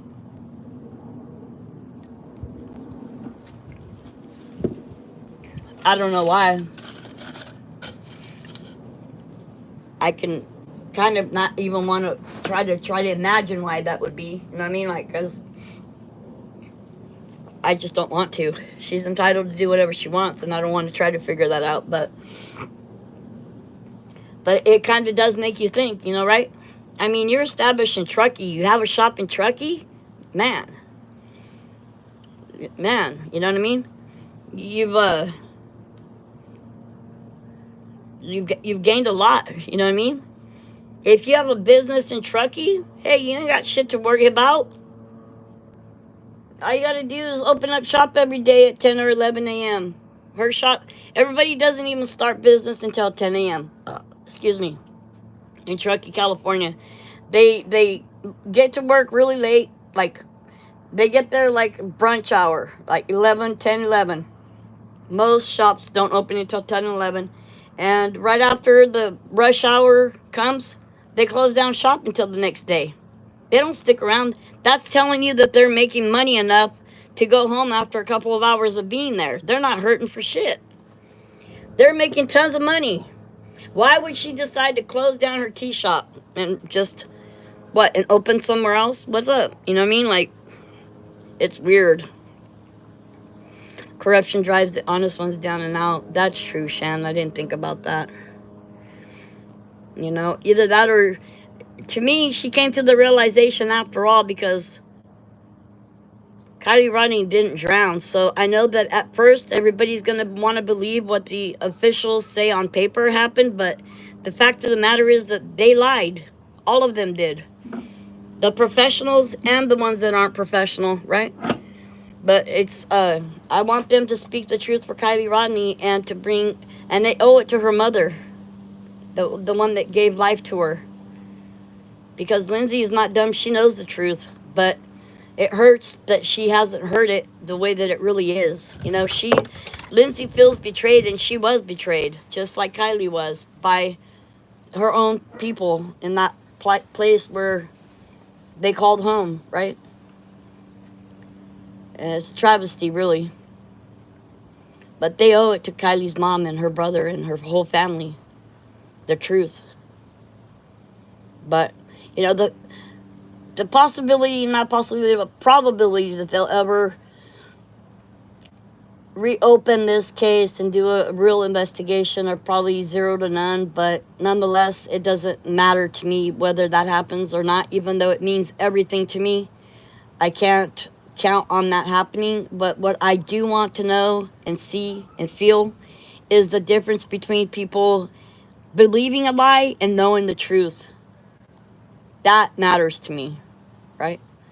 That when they said Kylie was a party girl and then ended up in her car and drove the wrong way and ended up in the lake is a bunch of shit, they all need to know that that's not real. Because those that knew Kylie knows that that's not the reality of how she is and who she was. You know, but even further than that is that somebody had to actually have the ability within themselves and their souls and in their hearts. Because, you know, face it, taking someone's life isn't easy, bro. Like, it's hard no matter how you do it. You know, even if it's done with the gun, but especially up close and personal, because this was an up close and personal incident to where they actually had to come in contact physically with Kylie Rodney to steal her breath away from out of her body, out of her physical being, right? To take away the essence of who she was and all that she is, right? So it took close physical contact, and that takes a particular kind of individual. Not everybody is able to follow through with those kinds of actions and gestures, and you know, it takes a particular person with a certain mindset, okay, to be able to take another human being's life. It just really does. And if people don't get that, I can't see how I can make them get that, but that's reality. So, people need to know that Kylie Rodney didn't drown, okay? Dr. Gregory Reber lied. And you, get this, and you also know, okay, that, oh God, how deep can I go? Hold on. I gotta just sort this out within myself for a minute.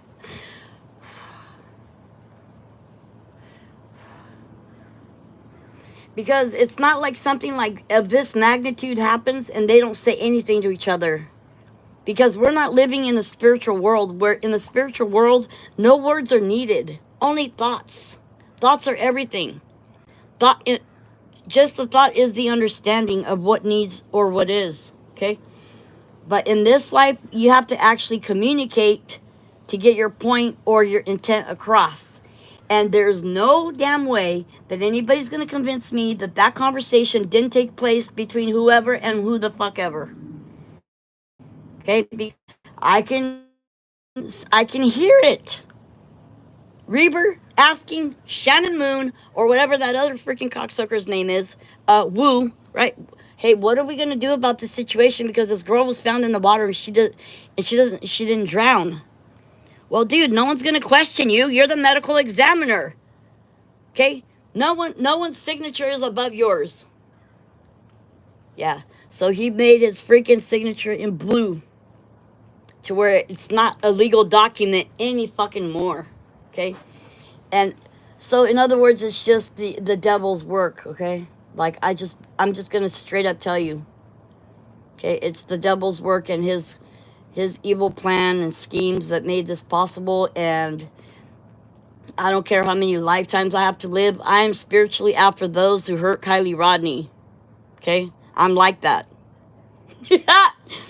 They think that this life is as far as I am able to take it. No, they don't know anything about the spiritual realm and what we can do there, because the only thing that's holding me back is this fucking body and the flesh, okay? Because otherwise I would have already known who they are and been there to face them. And they would have to overcome me or me them. But one of us wouldn't be making it out, right? Whoever would be the one would be the one. May the best man win at that point. But just know that forever, I will be in search of whoever is responsible for what happened to Kylie, no matter what. In the spiritual realm, forget about it. If there's no walking away here on earth while I'm in the flesh, you know for sure that it's sealed and set in stone in the spiritual world. Without a doubt, you can count on it. Okay? That's just what I do and who I am. Because, because look, I'm so smart. I'm Sammy Smith.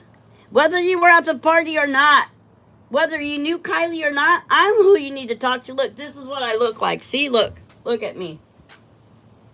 Look, I cared about Kylie. I went out and got these blank white shirts and wrote "Find Kylie" on it, and now we're Team Kylie, see? And I'm the one that organized the teen-to-teen talks and all that shit, and arranged to have these little private creepy talks in this little creepy, like, bus, whatever thing there is over here.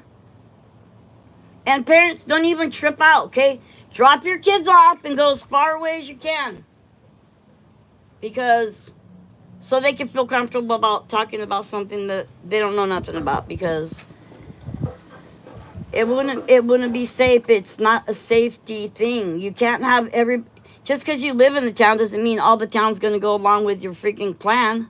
Like, come on, dude. Be real. Like, I don't even give a crap. Like, if you're doing something shady, just because we're from the same city, don't think I'm going to back you up, bro. Because you and I aren't from the same cloth. We don't have the same belief system. We don't serve the same God, dude. The God you serve is not a God, first of all, because there's only one God. And my God sees all the tears that fall, all the pain that's felt, has ears that hear, a heart that bleeds, and eyes that see everything. Nothing escapes his gaze. But that it takes a particular kind of individual. And so that you have a group of people that all are of the same mindset and of the same type of darkness, I guess you could say, that we're all in agreement of this happening. And that's just, it has to be done away with. That's all. Like, whether we're capable of ridding ourselves of it or not. But that it's a fine line to be careful not to become like that in which we are attempting to eradicate is a difficult fine line to walk. Because a lot of times you just feel overwhelmed and overcome with the necessity to do the right thing, that you need to be really careful not to lose focus on what you need to do so that you stay trouble free, because like sometimes have you ever had reoccurring dreams before in your life? OMG, I'll see you later. That chick raises my blood pressure. All right, don't trip. In any other case, they would have arrested a person who ran the show without a badge and license to say, I was the last person with Kylie Rodney. I'm the one that knows exactly what was happening to her at the very end. There's a badge and a great how they put her dumb ass out there like that. She'll meet her match someday. Well, she met her match and she hasn't even met her match yet. That would be me, you see. Whether she knows that or ever will know it or recognize it or accept it or not. She didn't leave. Hell no, she didn't leave. Yeah, I love observing holes in cheese, I know, right? Especially if you have some good wine to go with it. Face it. No one ever said they saw Sammy leave. Rather, no one ever said anything. No one was ever able to confirm nor deny anything that Sammy Smith says. You know what that tells me? She's a mastermind of it all. She is and was the mastermind of that whole ordeal. No matter what. There was other people involved that were incoherent with it, that were in agreement with it happening. Yes, a conspiracy Say whatever you want about me. It doesn't bother me. If you can't tell that by now, you need to learn a few more things. But that they were all in agreement, they were. The thing is,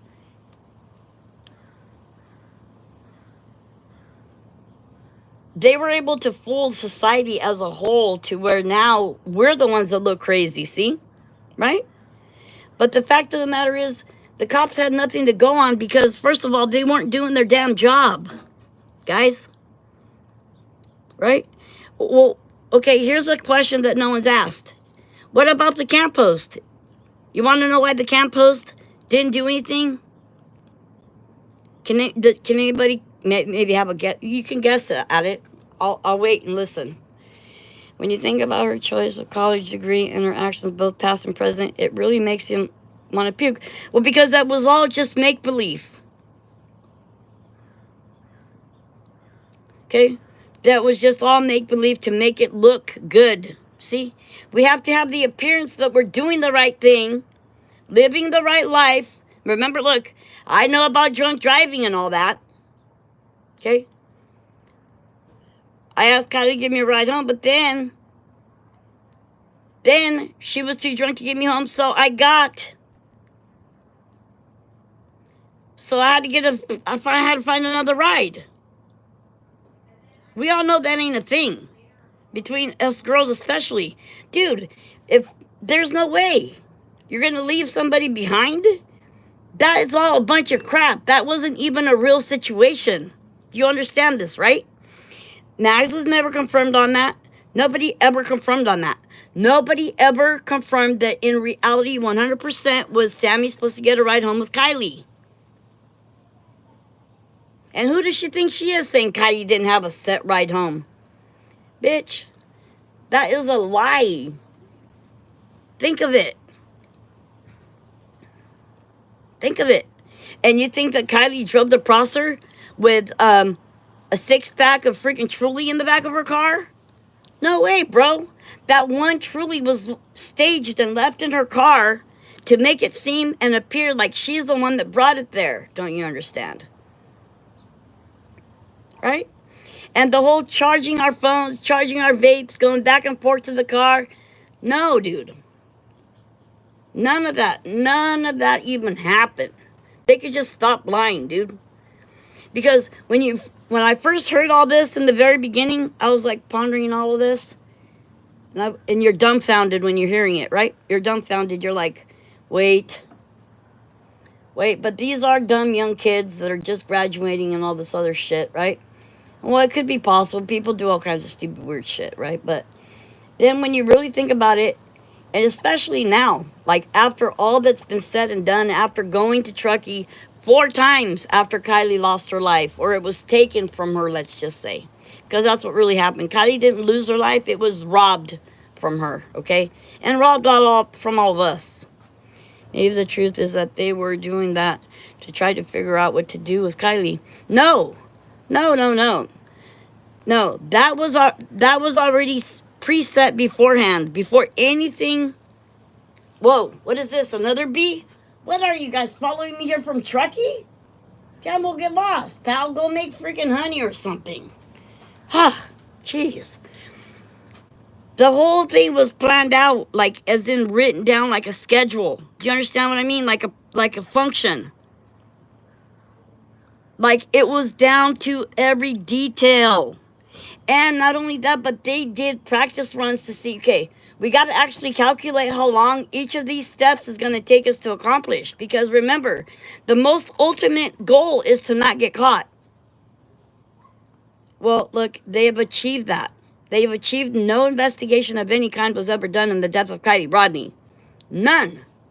They never even considered it anything other than an accident.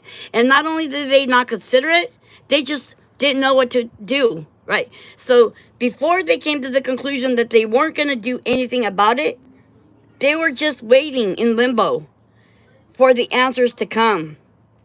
And as they weren't coming, they were even more of a loss on what to say and do, okay? So you got to understand that when Sammy said, we became close through the past year to the coming months. You hear that? That we became closer in the past year to the coming months. That's telling me that it was all in happening. It was all in. It was happening, like right, step by step, a little bit at a time. She was trying to say that I was getting closer and closer to Kylie in this time period. Okay? Lies do always carry a little bit of the truth if you listen close enough to what they're saying, because the words will tell you in black and white. That's how come I could tell you. You know, you don't have to believe in the things that I say or the things that I'm able to tap into, but, and I can't argue the point that I'm right or wrong because I'm not able to prove it to you.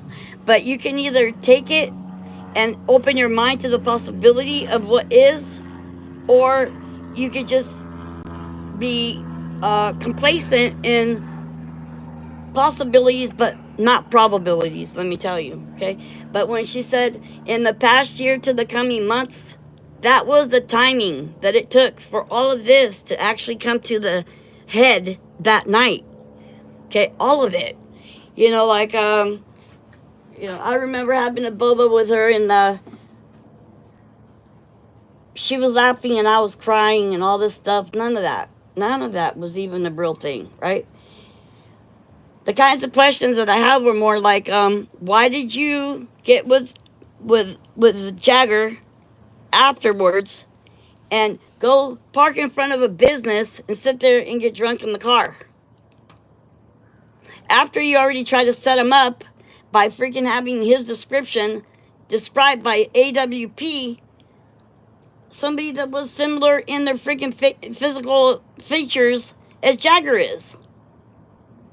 All except for the, you know, the acne on his face or whatever and all that. You know, and how Jagger doesn't have a goatee or whatever. Just little things like that that doesn't really make sense to me. But everything else tells me that all of it was planned from before.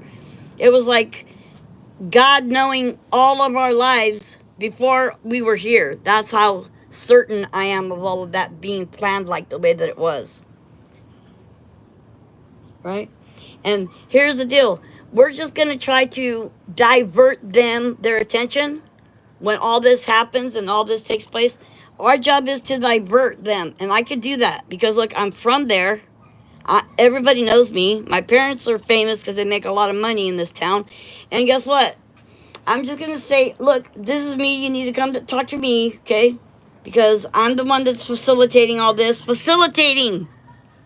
You hear that word, facilitate. Okay, no problem, OMG.com. See, here's the thing, facilitators. You heard Mags. Okay? We are facilitators. Now, Mags didn't have any clue of what was going on because she was close to Kylie. Okay? They had to lie to Mags. Okay? For her not to have any suspicions of what was going on or what anything, they wouldn't have been able to disclose any of this shit to anybody that truly cared about Kylie. All the people that were involved in Kylie losing her life or her life being taken, it's because they had no affiliation to her. No closeness, no connection, no bonds. Okay? Nothing binding them spiritually or emotionally to Kylie Rodney. Because, I don't know about you, but it wouldn't be possible to happen. Being that we're human and all. Okay? The only way that would happen is if you have no close connection. It has to be an outside person. It has to be somebody that didn't know her, she didn't know them, and it doesn't matter. When people get together to do evil things, they're all in agreement for that agreement only. Nothing else matters. There is no connection. They couldn't risk losing their futures. Yeah, but they wouldn't have had to. Because they didn't have a connection to none of that. Oh, hey, Mega, how's it going? Thank you for joining us. Thank you for being here. I hope you're doing well. Thank you. God bless you. I just came back from Turkey yesterday. I went back for the 21st.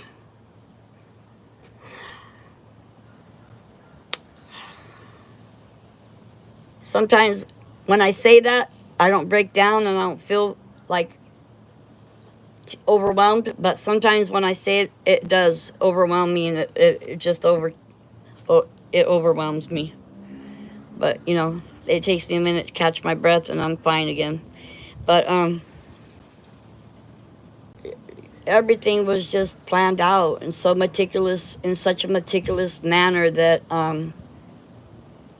that's how I know it was just. It was like a function. Okay, we gotta know that this is how long this is gonna take, and remember that the important time to remember is midnight. Okay, everything was surrounding the time just before midnight and just after midnight. Okay, I'm talking minutes before midnight and minutes after.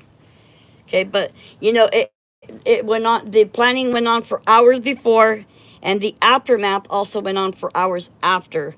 But as usual, God would have a witness there. Okay, whether it was known and seen or acknowledged and heard or not, nonetheless there was a witness there across the lake. Okay, and she doesn't work there anymore at Safeways. What do you know, right? But she also wouldn't have had any reason to trip. From what she was saying, according to Megan Cole, that which secretly recorded her illegally, but I guess not really, because they were in a public place, so there's no expectation of privacy. But when she said they only had a bottle of wine between three of them, I mean, I could see if you're there by yourself and you got a whole bottle of wine and something happens and you don't want to call the cops because actually you're consuming, pardon me, a whole bottle of wine, which that can have a major effect on someone, depending on how much they are used to or not used to consuming alcohol, right? Pardon me again. But the thing is, she wouldn't have had to worry at all. People don't understand that. If you need to call the cops, you don't need to worry about what you're doing, because the cops aren't being called there for what you're doing. They're being called there to attend to whatever the call is about, right? So if it's about somebody doing something that's illegal, the cops are going to be all like, oh, we're not going to worry about them. We're focusing on you because you smell like you've been drinking. Like, that's not going to be a factor, bro, unless you're totally acting belligerent and all this other crap. It doesn't play a role. The two things don't blend together is what I'm saying. The fact, you're allowed to drink. You're just not allowed to be over 0.08, right? Okay? No one's saying you can't drink, okay? Between three people, I really doubt that they would have been over 0.08. Okay, with the alcohol blood level of higher than that. Okay, so in the first place, in my opinion, she was doing a lot more than just drinking alcohol to be that worried about the outcome of her calling 911. Okay, it wouldn't have even came into play at all whatsoever. But that the police should have been called that same exact night, they should have been. Okay, and that the next day, the following day, when she went and talked to them in person and said, hey, I can take you guys right now where I seen the car going into the water. And whoever told her, just call the freaking tip line, okay? That person needs to get fired, okay? Because they shouldn't be allowed to do that and say that to a witness that saw something as horrific as a car going into the water with a 16-year-old girl inside of it in the hatchback. And they're going to try to convince the world that that was a natural thing that happened. Kylie was trying to escape, going out the open window right beside her to go all the way to the hatchback where she's going to run out of air. And you mean how Kylie wasn't stupid? Lie to somebody else, okay? Lie to somebody else. Everybody knows I'm not going for that. But I can tell you one thing, the town of Truckee is starting to get familiar with my presence there. And once a year isn't enough.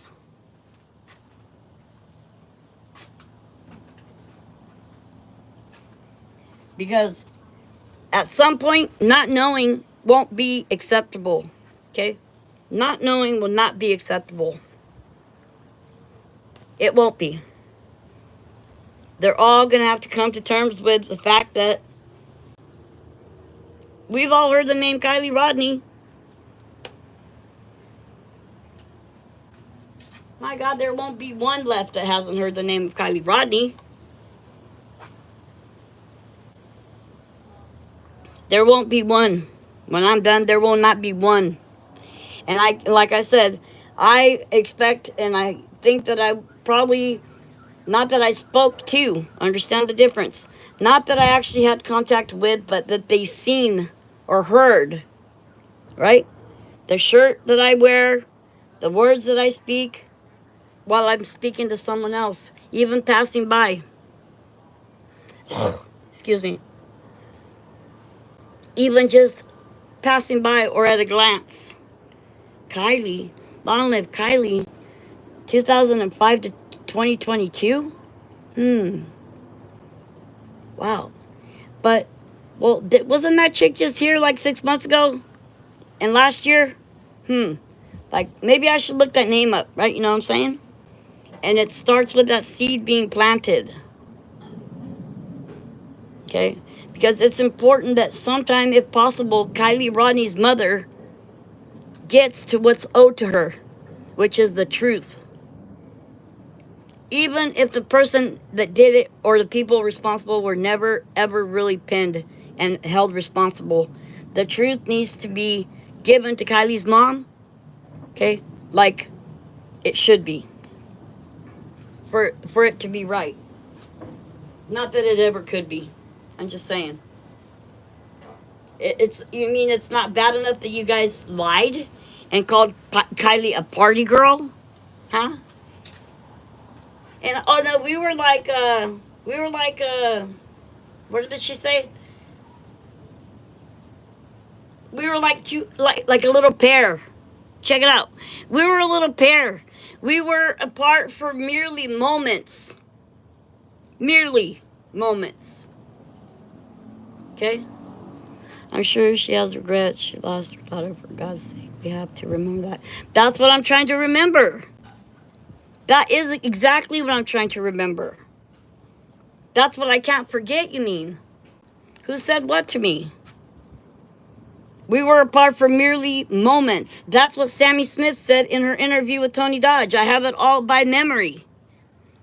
If we were to be watching it right now and reviewing the whole interview, I could tell you every word and say it at the same time as she's saying it. Exactly how she said it. I'm telling you, I have it memorized by heart. All of the words that bitch said. Her and Megan Cole too. All of it. It's like engraved on the freaking surface of my heart now. It just is. That's how I am. I remember things like that. Okay? We were apart for merely moments. We were like a little pair. We would separate, and just... Because, hey, she was a social butterfly just like me. Right? So we would go talk to different groups here and there, right?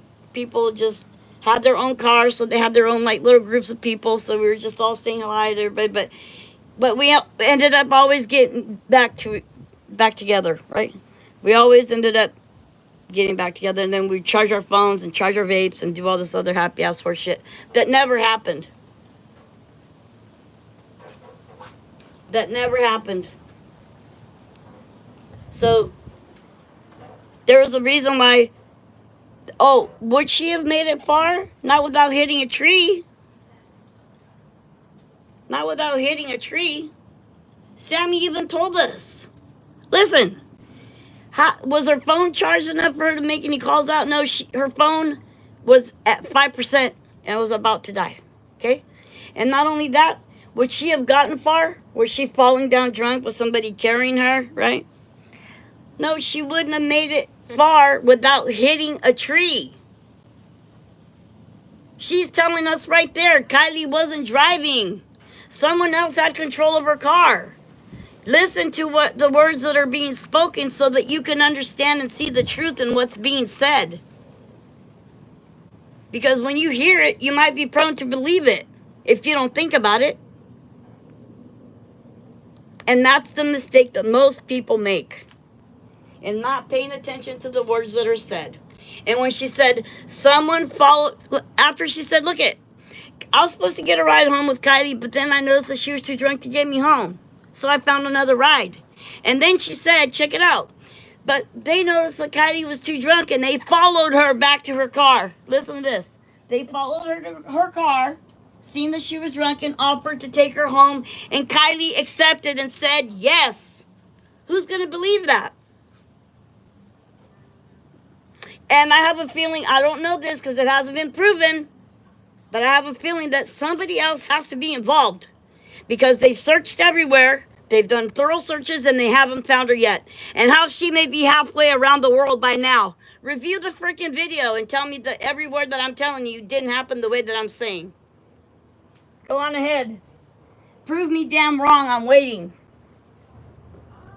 I mean, I'm not waiting right now. You can tell me in the future, but I'm just still waiting. Okay? If it didn't happen the exact same way that I remember it, you tell me. I also don't believe there was any fights anymore. I thought that in the beginning. I thought that was what they were trying to hide and conceal. But I don't believe that anymore. Because with the plan like they had to take Kylie's life, none of that was necessary.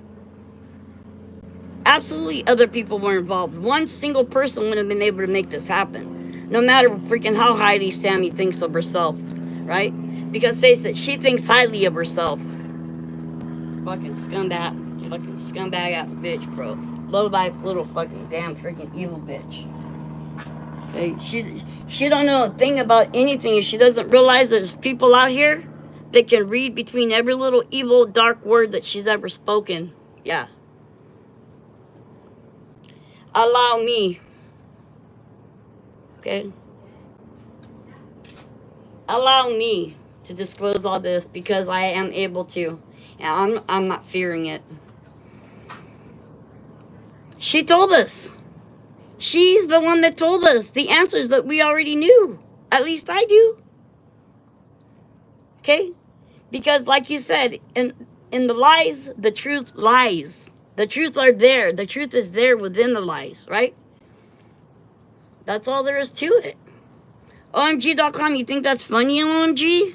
OMG, she likes it when I get excited in a bad way, I think. I'm just saying, okay? All these things are clear to me now, okay? Because every word she ever said is like, it's just like a sore thumb in my brain. And how I can't forget it because it's all a bunch of crap. How I should be on the roof tanning right now. I had to laugh for a second. I have to do that every now and then before I get excited too much. But she told us all exactly what we need to know. Every single thing. Someone followed. Look, and that was that. Look, and how would she have known that if she had already left? Huh? Tell me that. Look, I left at 12:25, bro. I didn't know what else happened to Kylie after that. But then you said, look, somebody followed her to her car. Because supposedly when she left at 12:25, because Megan asked her, Megan McCarthy Cole, remember? Hey, what was Kylie doing when you left? Was she like all drunk, falling everywhere? Was somebody carrying her or whatever? Nah, she was walking back into the party again. Walking back into the crowd. Right? That means that's when Sammy washed her hands. Okay? Sammy washed her hands, she claimed, at 12:25. But we'll never know because we know for a fact Kylie didn't call Sammy at 12:36. At least I know that for a fact. Because at the time that she claimed that Kylie was calling her was actually the time that the mass exodus was happening on film. On actual fire cam.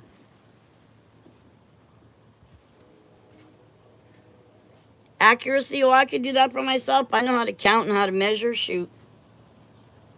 I got a sewing machine. That ain't an issue over here, okay? We don't have problems, only solutions. And if you listen, you hear the truth in it, okay? You hear it. Oh, really? Well, look who's talking. You don't even know that I don't have a freaking gap between my legs. Yeah, and the hair's been all wrong and shit. And the boots and the jeans has been all wrong and shit. Oh, Pay attention, will you? Jeez.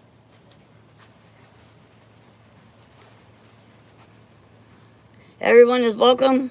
Well, look, you better hope that you're not going to be double-crossing me after I give you freaking limited powers on my channel. Yeah. Sure you know it is. I run that risk.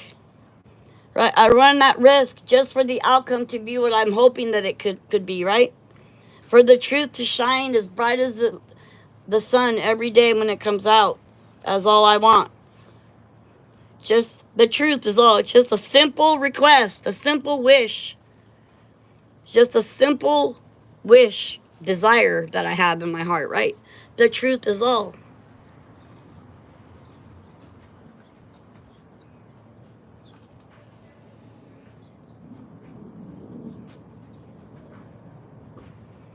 See? Do you think that unless the snake told Eve like this, unless the snake told Eve, look, the reason why God doesn't want you to eat from the tree, right? The forbidden fruit, don't you know? Is because he doesn't want you to have his wisdom, right? You'll have all knowledge, all wisdom, and all knowing power to do anything you want. But God doesn't want you to have that. So he says, don't eat of this particular tree. And we all know that that's not true. That is not true. The reason why God gave direction to not eat from the tree of life is because it has both seeds, the bad seed and the good seed. That's the reason why. And the second reason why is to test your obedience to him, your loyalty to him. Because you have to depend on him for everything. Your every breath, everything that you are. And obedience, like our parents, they discipline us because they want the best for us. Right? They don't just let us run around free and like wild animals, and they don't instruct us just because they want to make our lives difficult. They do it for their love for us. And God is the same exact way. Okay? But pay attention when God says don't do this, damn well don't do it. Nothing wrong with... I know how you feel about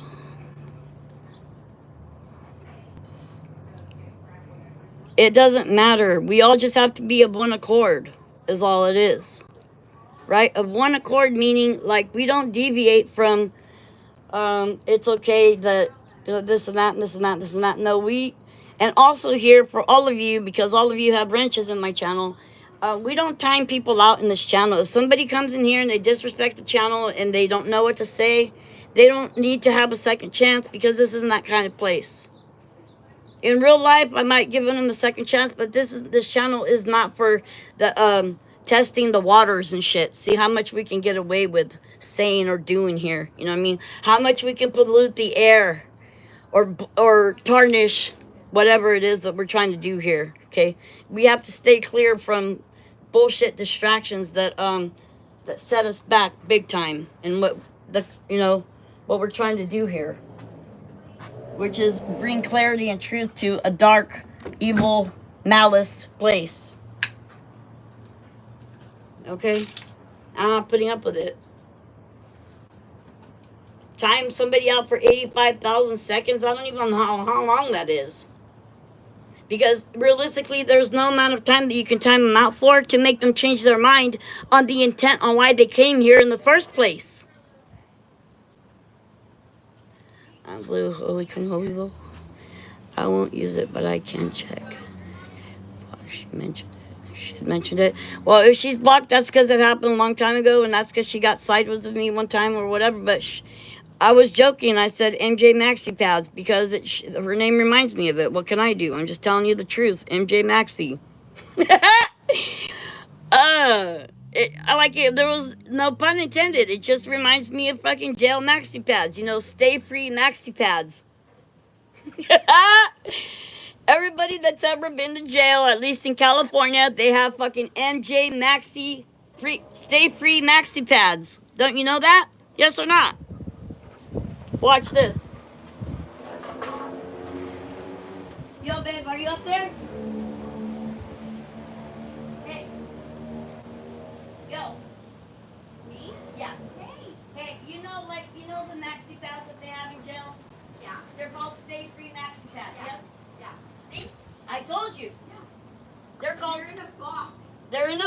and they're called Individually wrapped. Stay Free Maxi Pads. Very well. That's just what it reminds me of.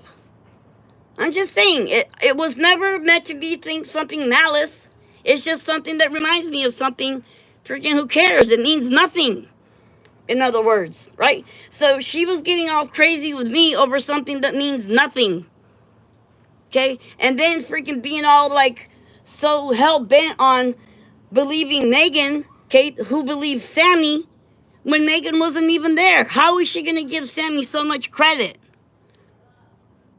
I can see the old 80s commercial when I see her, but she's never been unpleasant to me. Well, I've never been unpleasant either. I'm not considering her name reminding me of that certain thing being bad. I just can't, that's for one thing, that wasn't in my intent, it wasn't in my heart, and it's not the truth. It's just something that reminds me of something else. I didn't mean anything by it. Yeah, she may care about Kylie, but she may also believe that it was an accident and it wasn't one, And she's entitled. Completely entitled to believe whatever she wants. It's just that, if you're gonna be against me and take Megan's side, who takes Sammy's side, then we have issues. That's where we really start to have issues, right? Because you're being misled to the slaughter, and if you want to go there, go for it, right? But if I can save you from getting in line in the first place, you don't need to get in that line because they're not going anywhere you want to end up.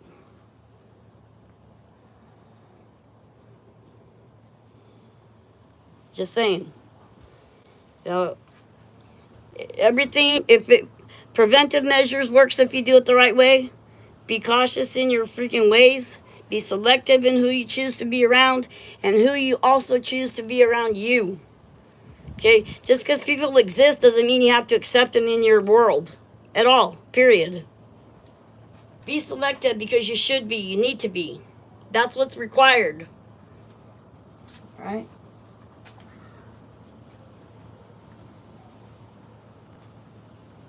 Yeah, and and it can't be proven because I don't know, it hasn't been proven yet, but I feel like somebody else is involved. Somebody has to be involved. Somebody else has to be. Not only was she telling us they have to be, but they were. Okay? In those words, in that sentence right there, without telling you, she's telling you. I don't know because this hasn't been proven. Okay? But I just feel like somebody else has to be involved. That somebody else has to be involved. And it's not like she's telling you, perhaps there is. She's giving us confirmation of that happening. After all, if she left at 12:25 and she's saying that somebody followed Kylie back to her car and noticed that Kylie was drunk, you mean after you said that Kylie was too drunk to get you home, so you found another way home? You stuck around to see somebody follow Kylie to her car and then offer her a ride, and you heard the feedback from Kylie when Kylie accepted and said yes. Now, you explain to me, why would Kylie do that? Why would Kylie, who got herself there, right? And we all know that some people have listened. Some people have said, hey, Kylie got herself there. No one made her go there. All they're doing is victim blaming. Okay? I know that you're saying, but we all been down the Megan road. Not me. I've never from day one went down the Megan road, ever. That bitch was always full of shit from day one, and I've stuck with that, and I still will, and I always forever will think that. Okay? Never did I fall for that bitch of shit, ever. Just like Sammy Smith. No way, Jose. From day one. Okay? And then we have Tony Dodge. Oh, your parents must be so proud of you. I know that you're busy, you know what I mean? I appreciate you giving us your time. And all this bullshit, you know what I mean?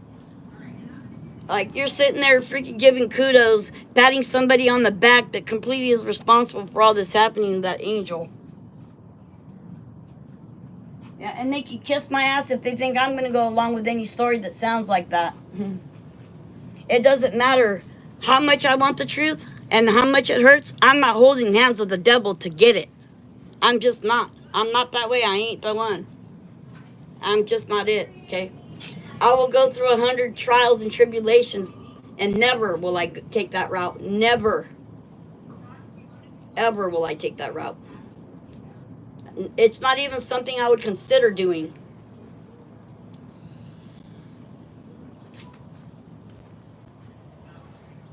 We were like a little pair. We were apart for merely moments. Is that right?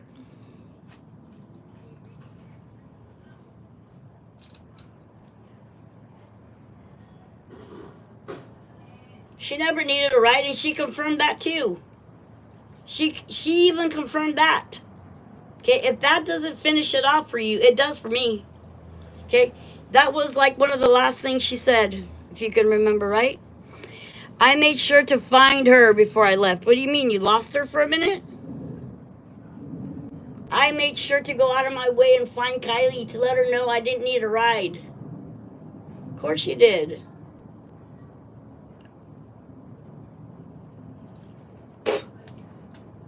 So 8 minutes.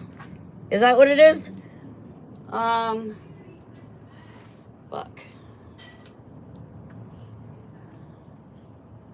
Wait. 8 minutes before 12:33. No, there is no pictures of Kylie and Sammy together. What we do have proof of is Sammy inserting an image of herself into Kylie Rodney's yearbook. Tell me that's not malice. Well, you want to know what that's about? Look, I have to try to do some things to make it appear that we were friends. Okay?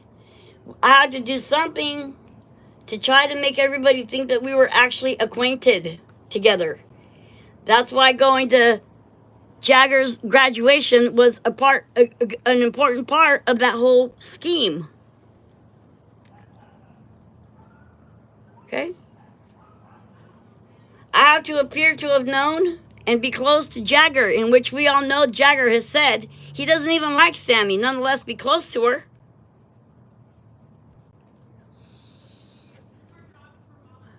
Nonetheless be close to her.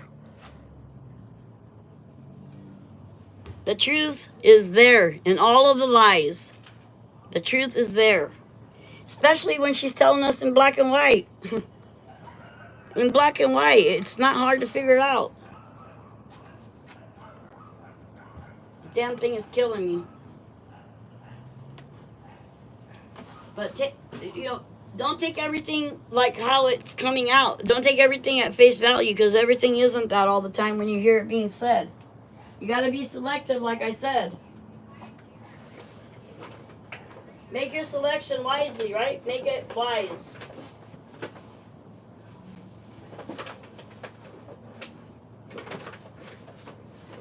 Bitch, I can't find no paper in here. I need some tissue paper.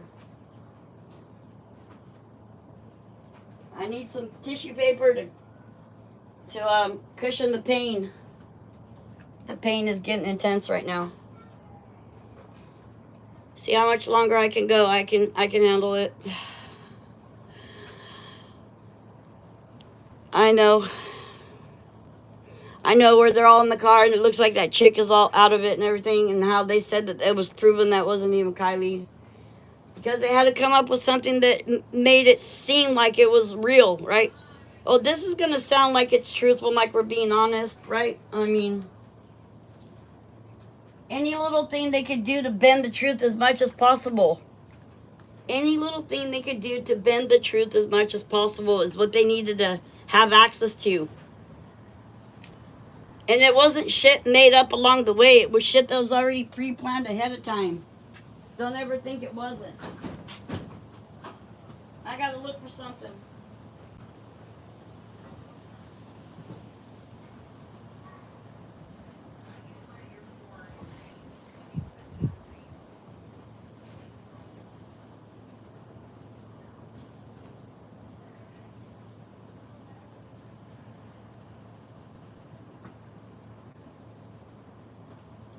And they're like, well, we're going to just do this and this and say this and that. And because that's the only chance we have of convincing anybody that it's not anything other than that, right? If we say this and that, then it'll make them confused to where they don't know what to think. How about it? The more confusion, the more people, the more harder it would be to pinpoint who was actually there. Ain't that right? 400 kids, and that's too many people. We can't investigate 300 to 400 people. That's not even logical. Isn't that what Daisy Cole said?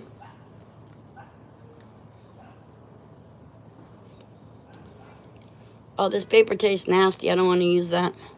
Hold on. It's a clean piece of paper, but still. Hopefully the styrofoam will work. Let's see if my idea will work or not. It probably won't. Probably just wishful thinking. But it might. Let's see.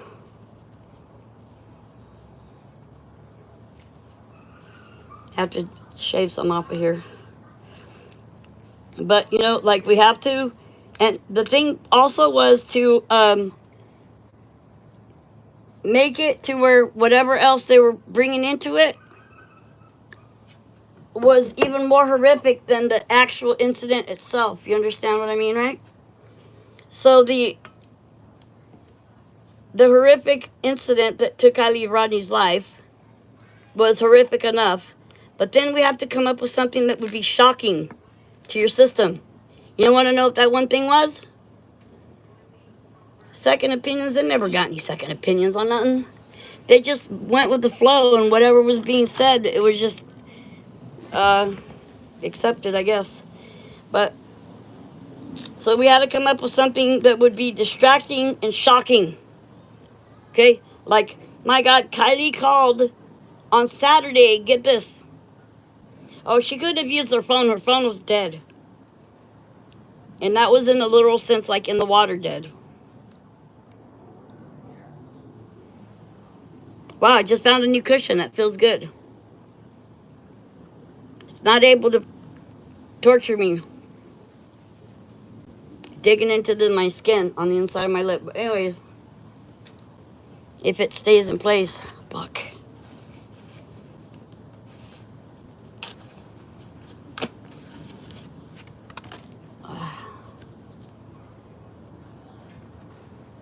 All right, that's better. See, when I don't feel the pain as bad, I don't get as bitter.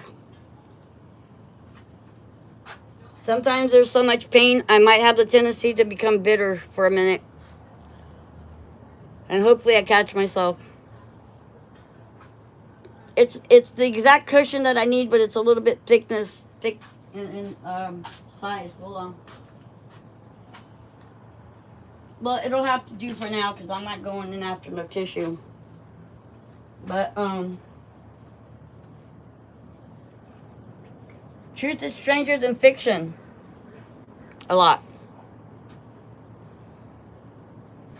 It just is what it is.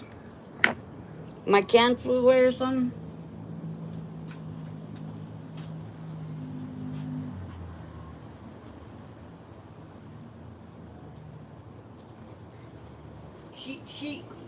She gave us the answers. She handed over the answers to us on a silver platter. Just by her words alone. Boob tube, yep. Yeah, review that again, will you? I don't need to because I remember all that by heart now. There's no way I could forget any of it. It's just the way my mind works. Like, I remember everything in fine-tuned detail more than I would like a lot of times. Oh, these look like little 22 shell casings. Is that what they are? That'd be a trip if that's what these are. Pictures from Reno, and it's not Kylie. Yeah, exactly. Because the people came forward. And, yeah, I know. And get that, though. With the car that's similar to Kylie's car in a Honda CR-V, silver in color. Right? Hey, they're not even... Hey, something that she just came across on the internet. Get it? Get it? Look, we found this video. It's in the same freaking vicinity. We're going to put it out there like it's the real deal, and people are going to fall for it and not question it. Which, are you talking about the one in the store or the one in the car? Because both are not Kylie.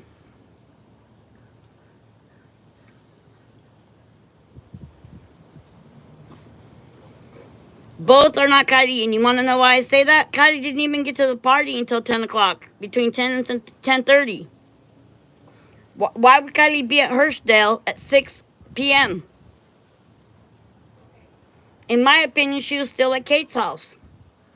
Remember, making creme brulee. I mean, if that even happened, which I don't have any reason to doubt why Kate would lie. Kate was one of her true friends. And that's why I also say that the kids from Truckee weren't aware of what was going on. You would think, hey, Kate knew about it, that's why she didn't show up, right? Mags knew, that's why she hasn't said nothing, and she was there, she admitted being there. No.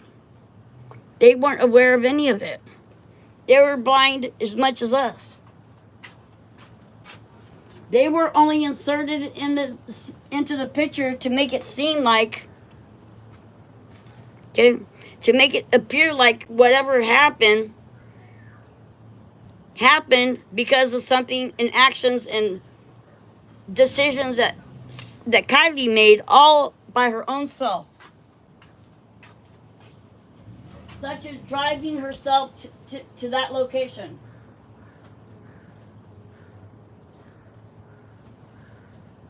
Hey, nobody made her drive over there. She's the one that took herself there, remember? That's what Megan McCarthy Cole claimed. Sammy's not responsible for Kylie getting there. Yeah, but she is.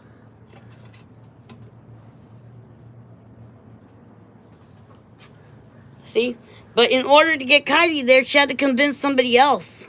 Because Kylie was supposed to go to the car show, remember?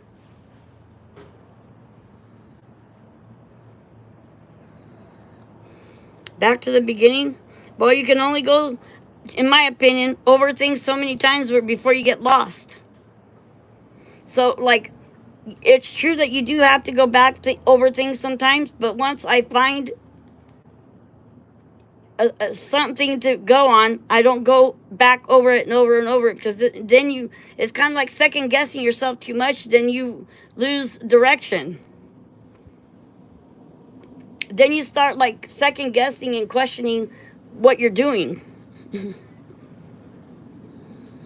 Yes, what Megan knows is based on lies that she was told. But nonetheless, you can't like go out to bat for somebody that you're not certain of. How are you going to do that when they're not even your kid?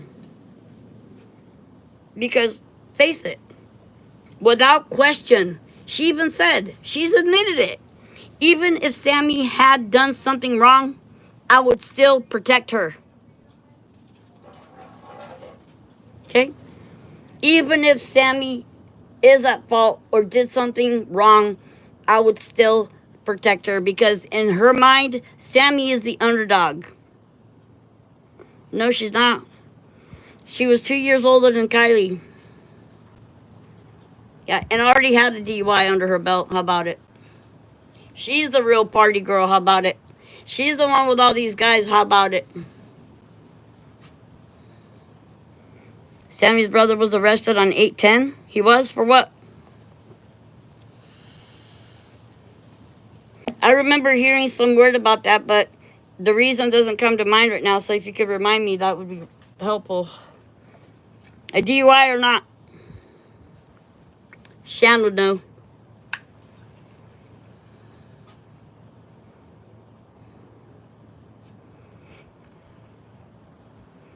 What I can say is, whoever's here, we all are of the same accord that Kylie Rodney didn't drown. Kylie Rodney wasn't drunk. Kylie Rodney didn't drive herself into the lake. Okay? We at least have to be on the same page as far as that is. Yeah, Jagger was arrested. Why? Yeah, public intoxication. And remember, Sammy had him drinking in front of that business that was closed. That seems like an intended act to me, like intentional, completely 100%. You mean they didn't try to go to the sanctuary where they wouldn't be found because nobody knows how to get there? Why not? Why are you going to put yourself out in the freaking plain open sight in front of a business that's not even open late in the night, drinking alcohol in the car, underage? Neither one of them were 21. They ain't supposed to be drinking.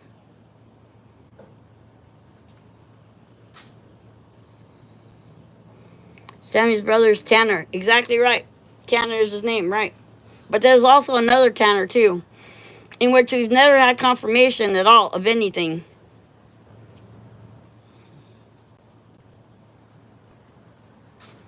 In my opinion, Sammy was driving a car similar to Kylie's car, or had access to one, until the very last minutes where things needed to go into place.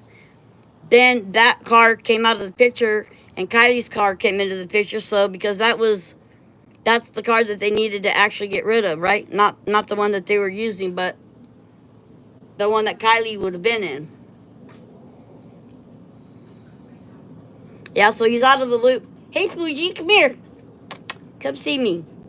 This is Kylie's white snow dog coming. Come here, big boy. What have you been doing? You're a sweet dog, huh? What are you doing? You got out while I was gone? Where were you trying to go? Mm-hmm. Yeah, you're such a good dog, huh? You're the best, the sweetest dog ever. You just have a mean bark. Ain't that right, Fuji? I know, yes. Yes, little baby. Mm-hmm. Mm-hmm. And you look like Kylie's dog, huh? I can't stop petting him. If I stop petting him, he'll complain. If you don't live in Truckee for a little while, you're out of the loop. Face it, you're not in the loop no more if you don't live there. Right? 100% not. See how I'm going to make this work. I'm trying to find a way to make this work.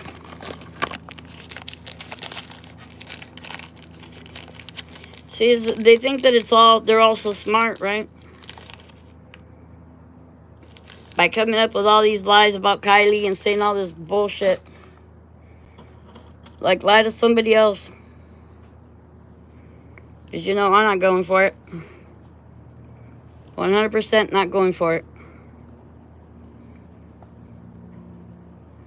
That doesn't fit in that side. Hold on, I'm going to try to make this fit. See if it's perfect on this side. This will work out great. As soon as I put it together, you'll see. What you doing now? Yeah, you're a good boy. You're a very good boy. If they say, oh, here's some regular napkin. Oh, this will help me grateful. I'll be so grateful when this is in.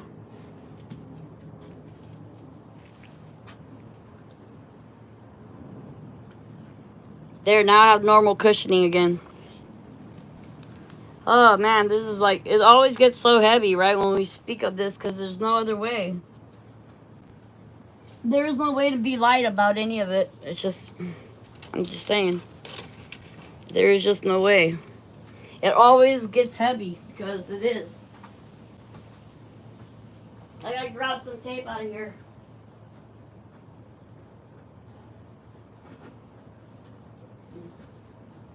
You gotta be careful not to, like, believe everything that you hear and shit, because,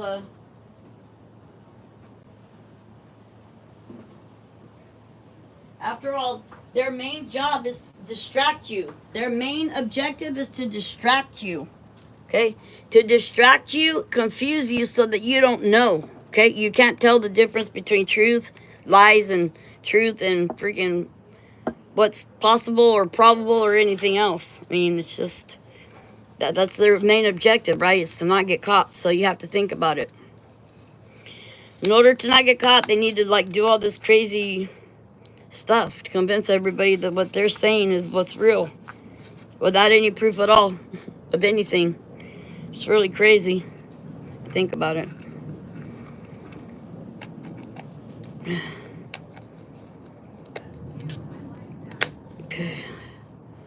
Okay, let's see if this is gonna work or not.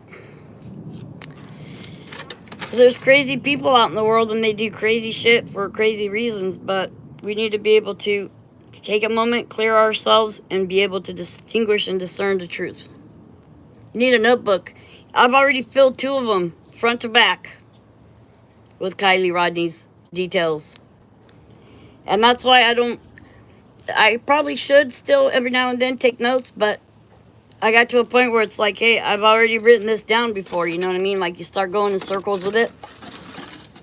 So then you just, like, look for newer clues or details that you can go by, that you can actually stand with, or, you know, that's not, like, so up in the air.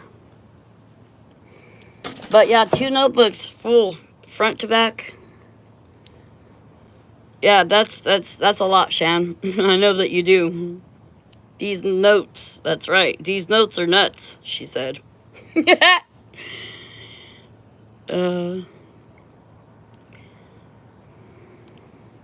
in Truckee, though, is exhausting. There's nothing relaxing about going there. Look out for the bees, too, because you'll be doing nothing and they'll try to sting you. This is going to work fine. Listen. You hear that? That's airflow. That means it's working. Fuji little mooch mooch, yeah, and you're a mooch mooch and a meej meej. Yeah, you're a moochy meej meej mooch. Sure, you know it is. And he sounds super mean when he barks. You should hear him when he barks. He sounds super mean, but he's not. He just sounds like he is. Yeah. Okay, hold on. Trying to find a way to make this work. Is it going to connect to that? No, not really. Well, then I guess I might be wrecked. Hold on. Find a way, that's for sure. Where there's a will, there's always going to be a way. There ain't no getting out of it. Gotta follow through. If you can. I mean, don't give up. Stick with it. The program, if you don't know it, it'll happen. Let's see. That's not going to work on that end. So I have all these things, you know. Sometimes I'm like, what am I going to do with all this stuff? I just get rid of it. But no. Sometimes some of these things actually come in handy. All these jars of Gerber baby food, empty Gerber baby food cans, or jars, I should say. There's, you know, you can still do a lot with a lot of this stuff. Like right here. This, go into drywall. See what else is in here. All these crazy little things that I got. Finishing nails, you need those if you're working on something delicate. I have about like maybe 300 to 400 of them in here. There's things that you might need. So why not just hold on to it? That doesn't take that much space. Because that's my mom's whole dilemma. There's no room. That's a dilemma. That's a major dilemma, face it. See if this is going to fit on here. Plus, I like to test how talented I am a lot of times. See if my ideas will actually be able to be fruitful or not. Hose clamps and all these other things you don't ever know if you might need. But all I know is that the answers in which we seeked, she had already told us, but nobody was listening. How do I feel about Celicia stuff? I think that somebody inserted that story into the Kylie story to further complicate what we were trying to seek to find. In other words, because it was in the close proximity of the area, if you know what I'm saying, like, it's not that far away. Like, and that whole thing, I think somebody had an account, was pretending to be Celicia Singh. In reality, if I had to tell you, you know what I mean? Like, duplicate accounts that were, if you look up Celicia Singh, that's a popular name. That's a really popular name. And, you know, or you could think about it like this. If Celicia Singh was there writing all these messages to Nevada County sheriffs, right, on Facebook, guess what?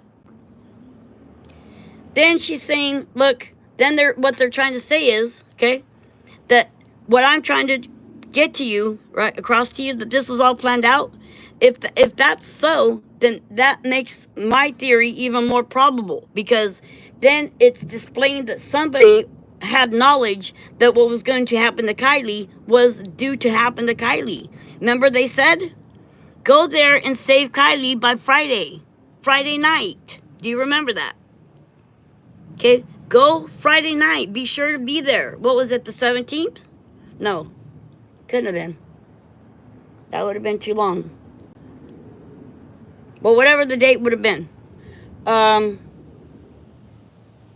The 5th, Friday the 5th, because Saturday was the 6th. There. You know, the urgency, they made it seem to sound all urgent and shit, right? So either that was made up too, or it's confirmation of my theory. Get it? Not hard. Most definitely not hard at all. But look, I could just use this cork right here. That's what I'm going to do. Watch this. I'm going to drill right through this cork and make this bitch work in like 5 seconds. Watch this.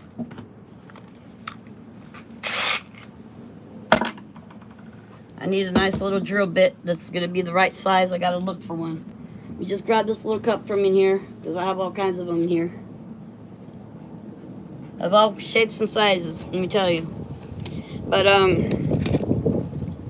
so it was either confirmation or another made-up thing. It's one or the other. It can't be both. Right?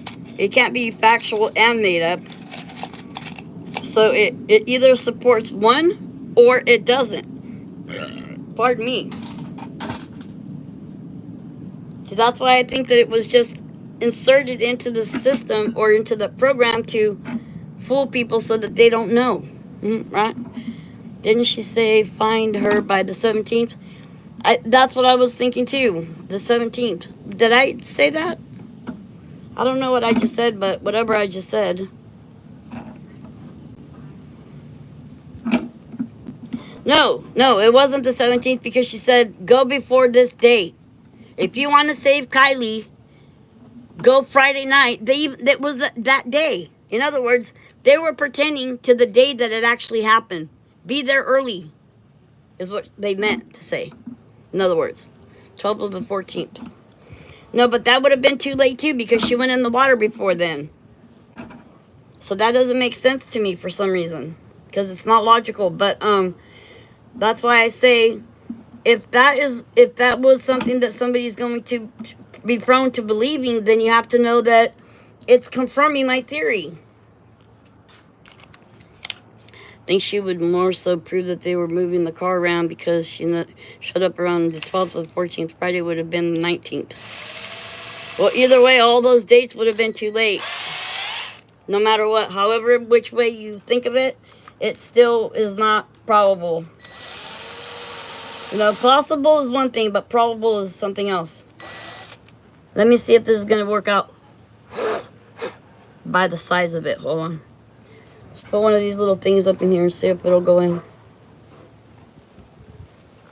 Hold on, I have to smooth it out a little. Oh, and leave Sammy alone. Sammy wasn't there. Sammy wasn't there. Ain't that right? Leave Sammy alone. And you know what? It wasn't Kylie's family that came out and said, please don't talk about Kylie because it's hurting us. Was it Kylie's family or was it just Sammy Smith passing on that word to Megan so that Megan could pass it on to everybody else? Because face it, Megan is the town clown, right? She was so hard set on her belief system about Sam that it caused her to kind of go a little bit kooky over it, I think.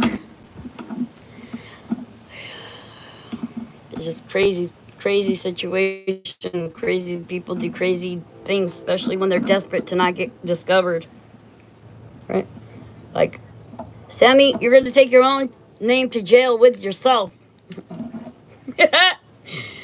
My God. You hear the train? See, there's the train there. It's going without us to Truckee.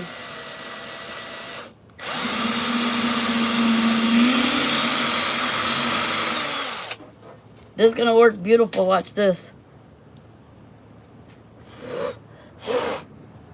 Can I see through the other side yet? I can see through the other side. Okay. take this off device now. It's only going to take a couple seconds to find out if this is going to actually work. There should be no reason why it wouldn't. I'm going to shave this off a little bit more too. They're crazy. They're crazy if they think I'm going to fucking believe everything they say. I don't even believe a freaking 2% of what they say, nonetheless, all of it. You hear that airflow? Look at. Now we're going to put this bitch to practice. Now we're going to prove that it works. It's not just a made-up thing that I'm telling you. This is actually going to really work. Watch. I promise you. Take this out of here. Never mind taking that out of there. It's kind of a tight squeeze, ain't it? All I could do is this. I could just keep this as it is and just put this on the other side. Yeah. Yeah, that'll be the easier thing to do. Let's see. Yeah, we'll do that. Plus, it fits nice and snug.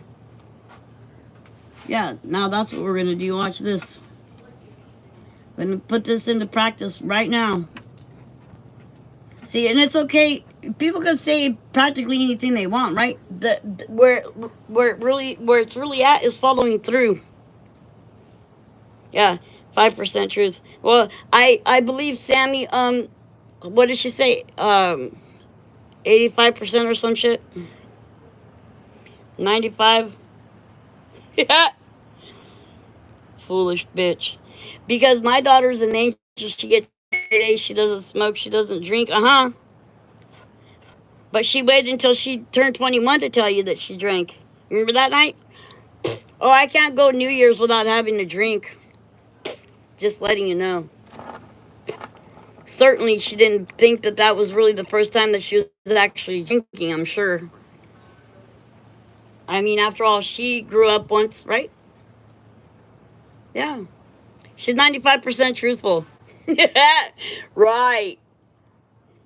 And I'm Cinderella. Just saying. I'm damn Cinderella.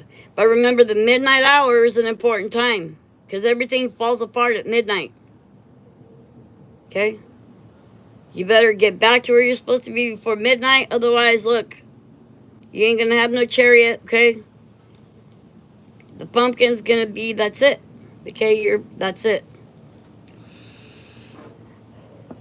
Okay, this is my first idea. Let's see if it's going to work. Of course it's going to. Let's see. I'll prove it to you. Turn the camera around. You see that? Hold on.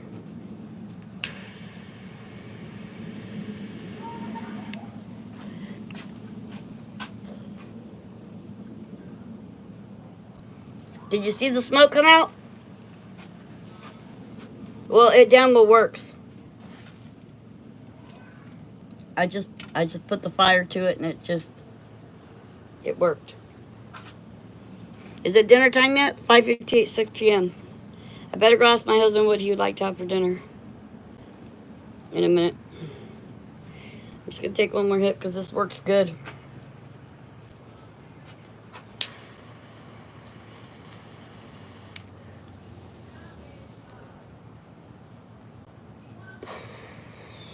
Worked beautiful. Works great. So great. But, okay, let's talk about lividity really quick. We're going to talk about lividity real quick. Good to see you. At least we were still talking about her. Thanks for the opportunity. I'll work on my vids. No problem at all, OMG. It's okay. Try to get the hair thing right, though, and don't make me look like a witch, will you not? Because, like, I don't look like that. But anyways, my nose ain't even big. I got this little baby cute little nose on me, bro. Yeah. Okay, look it. Let's talk about lividity, okay? Because pretty soon we might have to close down the stream for a few hours. Then I can come back later, but because I have to make some kind of good dinner for my husband. I don't know if he's still resting, but I have to go in and check for a minute. But, okay, lividity for one thing.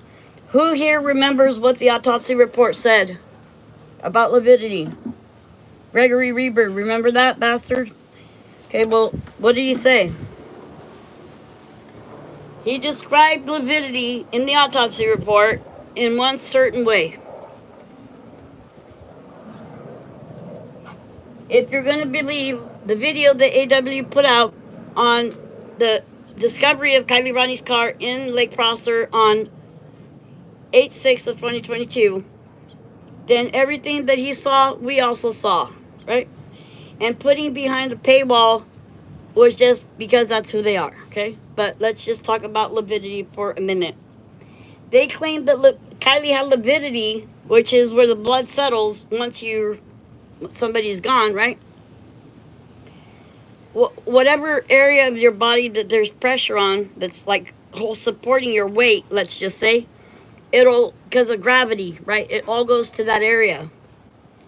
Now, they can't claim that lividity was on the left if Kylie was literally, obviously, visually, and literally on her right. It was her right knee that was up against the back seat of the back passenger. Okay? She was behind the back passenger seat in the very back hatchback.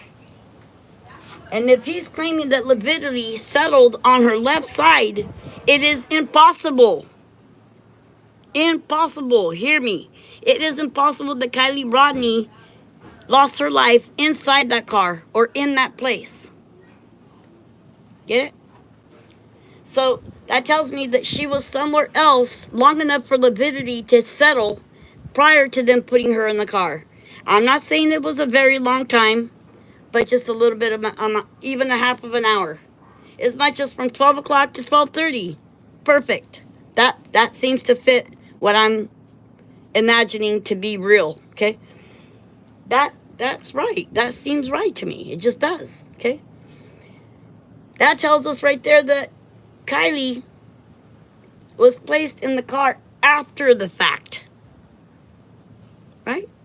Or they would be able to describe lividity as it actually truly was, not as what they were trying to say that it happened. Because what they said happened did not happen. 100% not. 100% not. Kylie was on her right side, like let's say your right butt cheek is on the floor, right? And you're kind of like sideways a little bit like this to the right, but that's only because the way that the strap was also, okay? The way that the strap was, it kept her in that position. So there's no way, the way that they describe lividity is indication that she actually passed away where they said that she did. 100% not. 100% not. 100% not. Okay, and if you realize and you can recognize and discern that lie, that one lie right there, which is a major lie in my opinion, okay? If you're able to discern that great lie was told and people believed it, then even a greater sin is being committed yet, right? Being who it's coming from. Okay? God, it fucking hurts, man. It hurts. It hurts. It's hard for me not to break down and just really cry in desperate loss and despair and immense pain in my heart over it, right? It just is. Like, it just overcomes me somehow.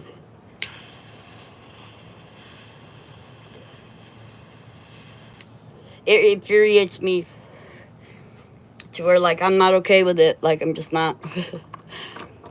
I get pissed off about that rather easily. And lividity. What does the normal, average, everyday person know about lividity? Of course they're going to believe whatever is said. What a freaking bastard, though. You know, right? Because specifically over something that most people don't have any knowledge of. It's easy to say something and it being believed, right? By a professional that's supposed to be telling you the truth. Bro. The one that's supposed to be disclosing to you the most intimate things about a crucial time period in in a very sensitive subject, right? How damn well dare they? That's about all I could do and say, right? In my moments of madness, when I think about all these things that I know is so wrong, right? And I can't do anything about it, like anything.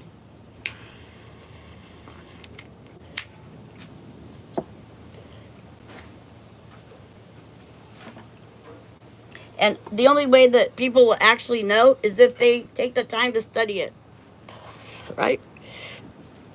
If they were to take the time to actually study medically definitions of things, then they would come to the conclusion that I've come to with it.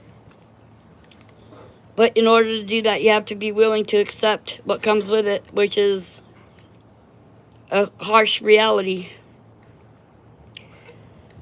For most, too much to bear.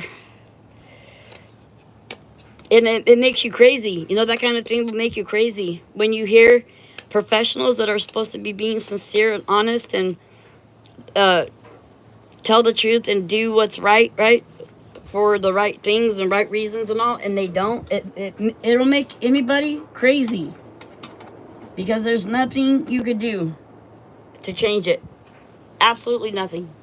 Like I said, unless people are willing to take the time that for themselves to study it, to reach their own conclusion, in which, of course, will come to them if they look for it. Because God says you knock and the door will be open.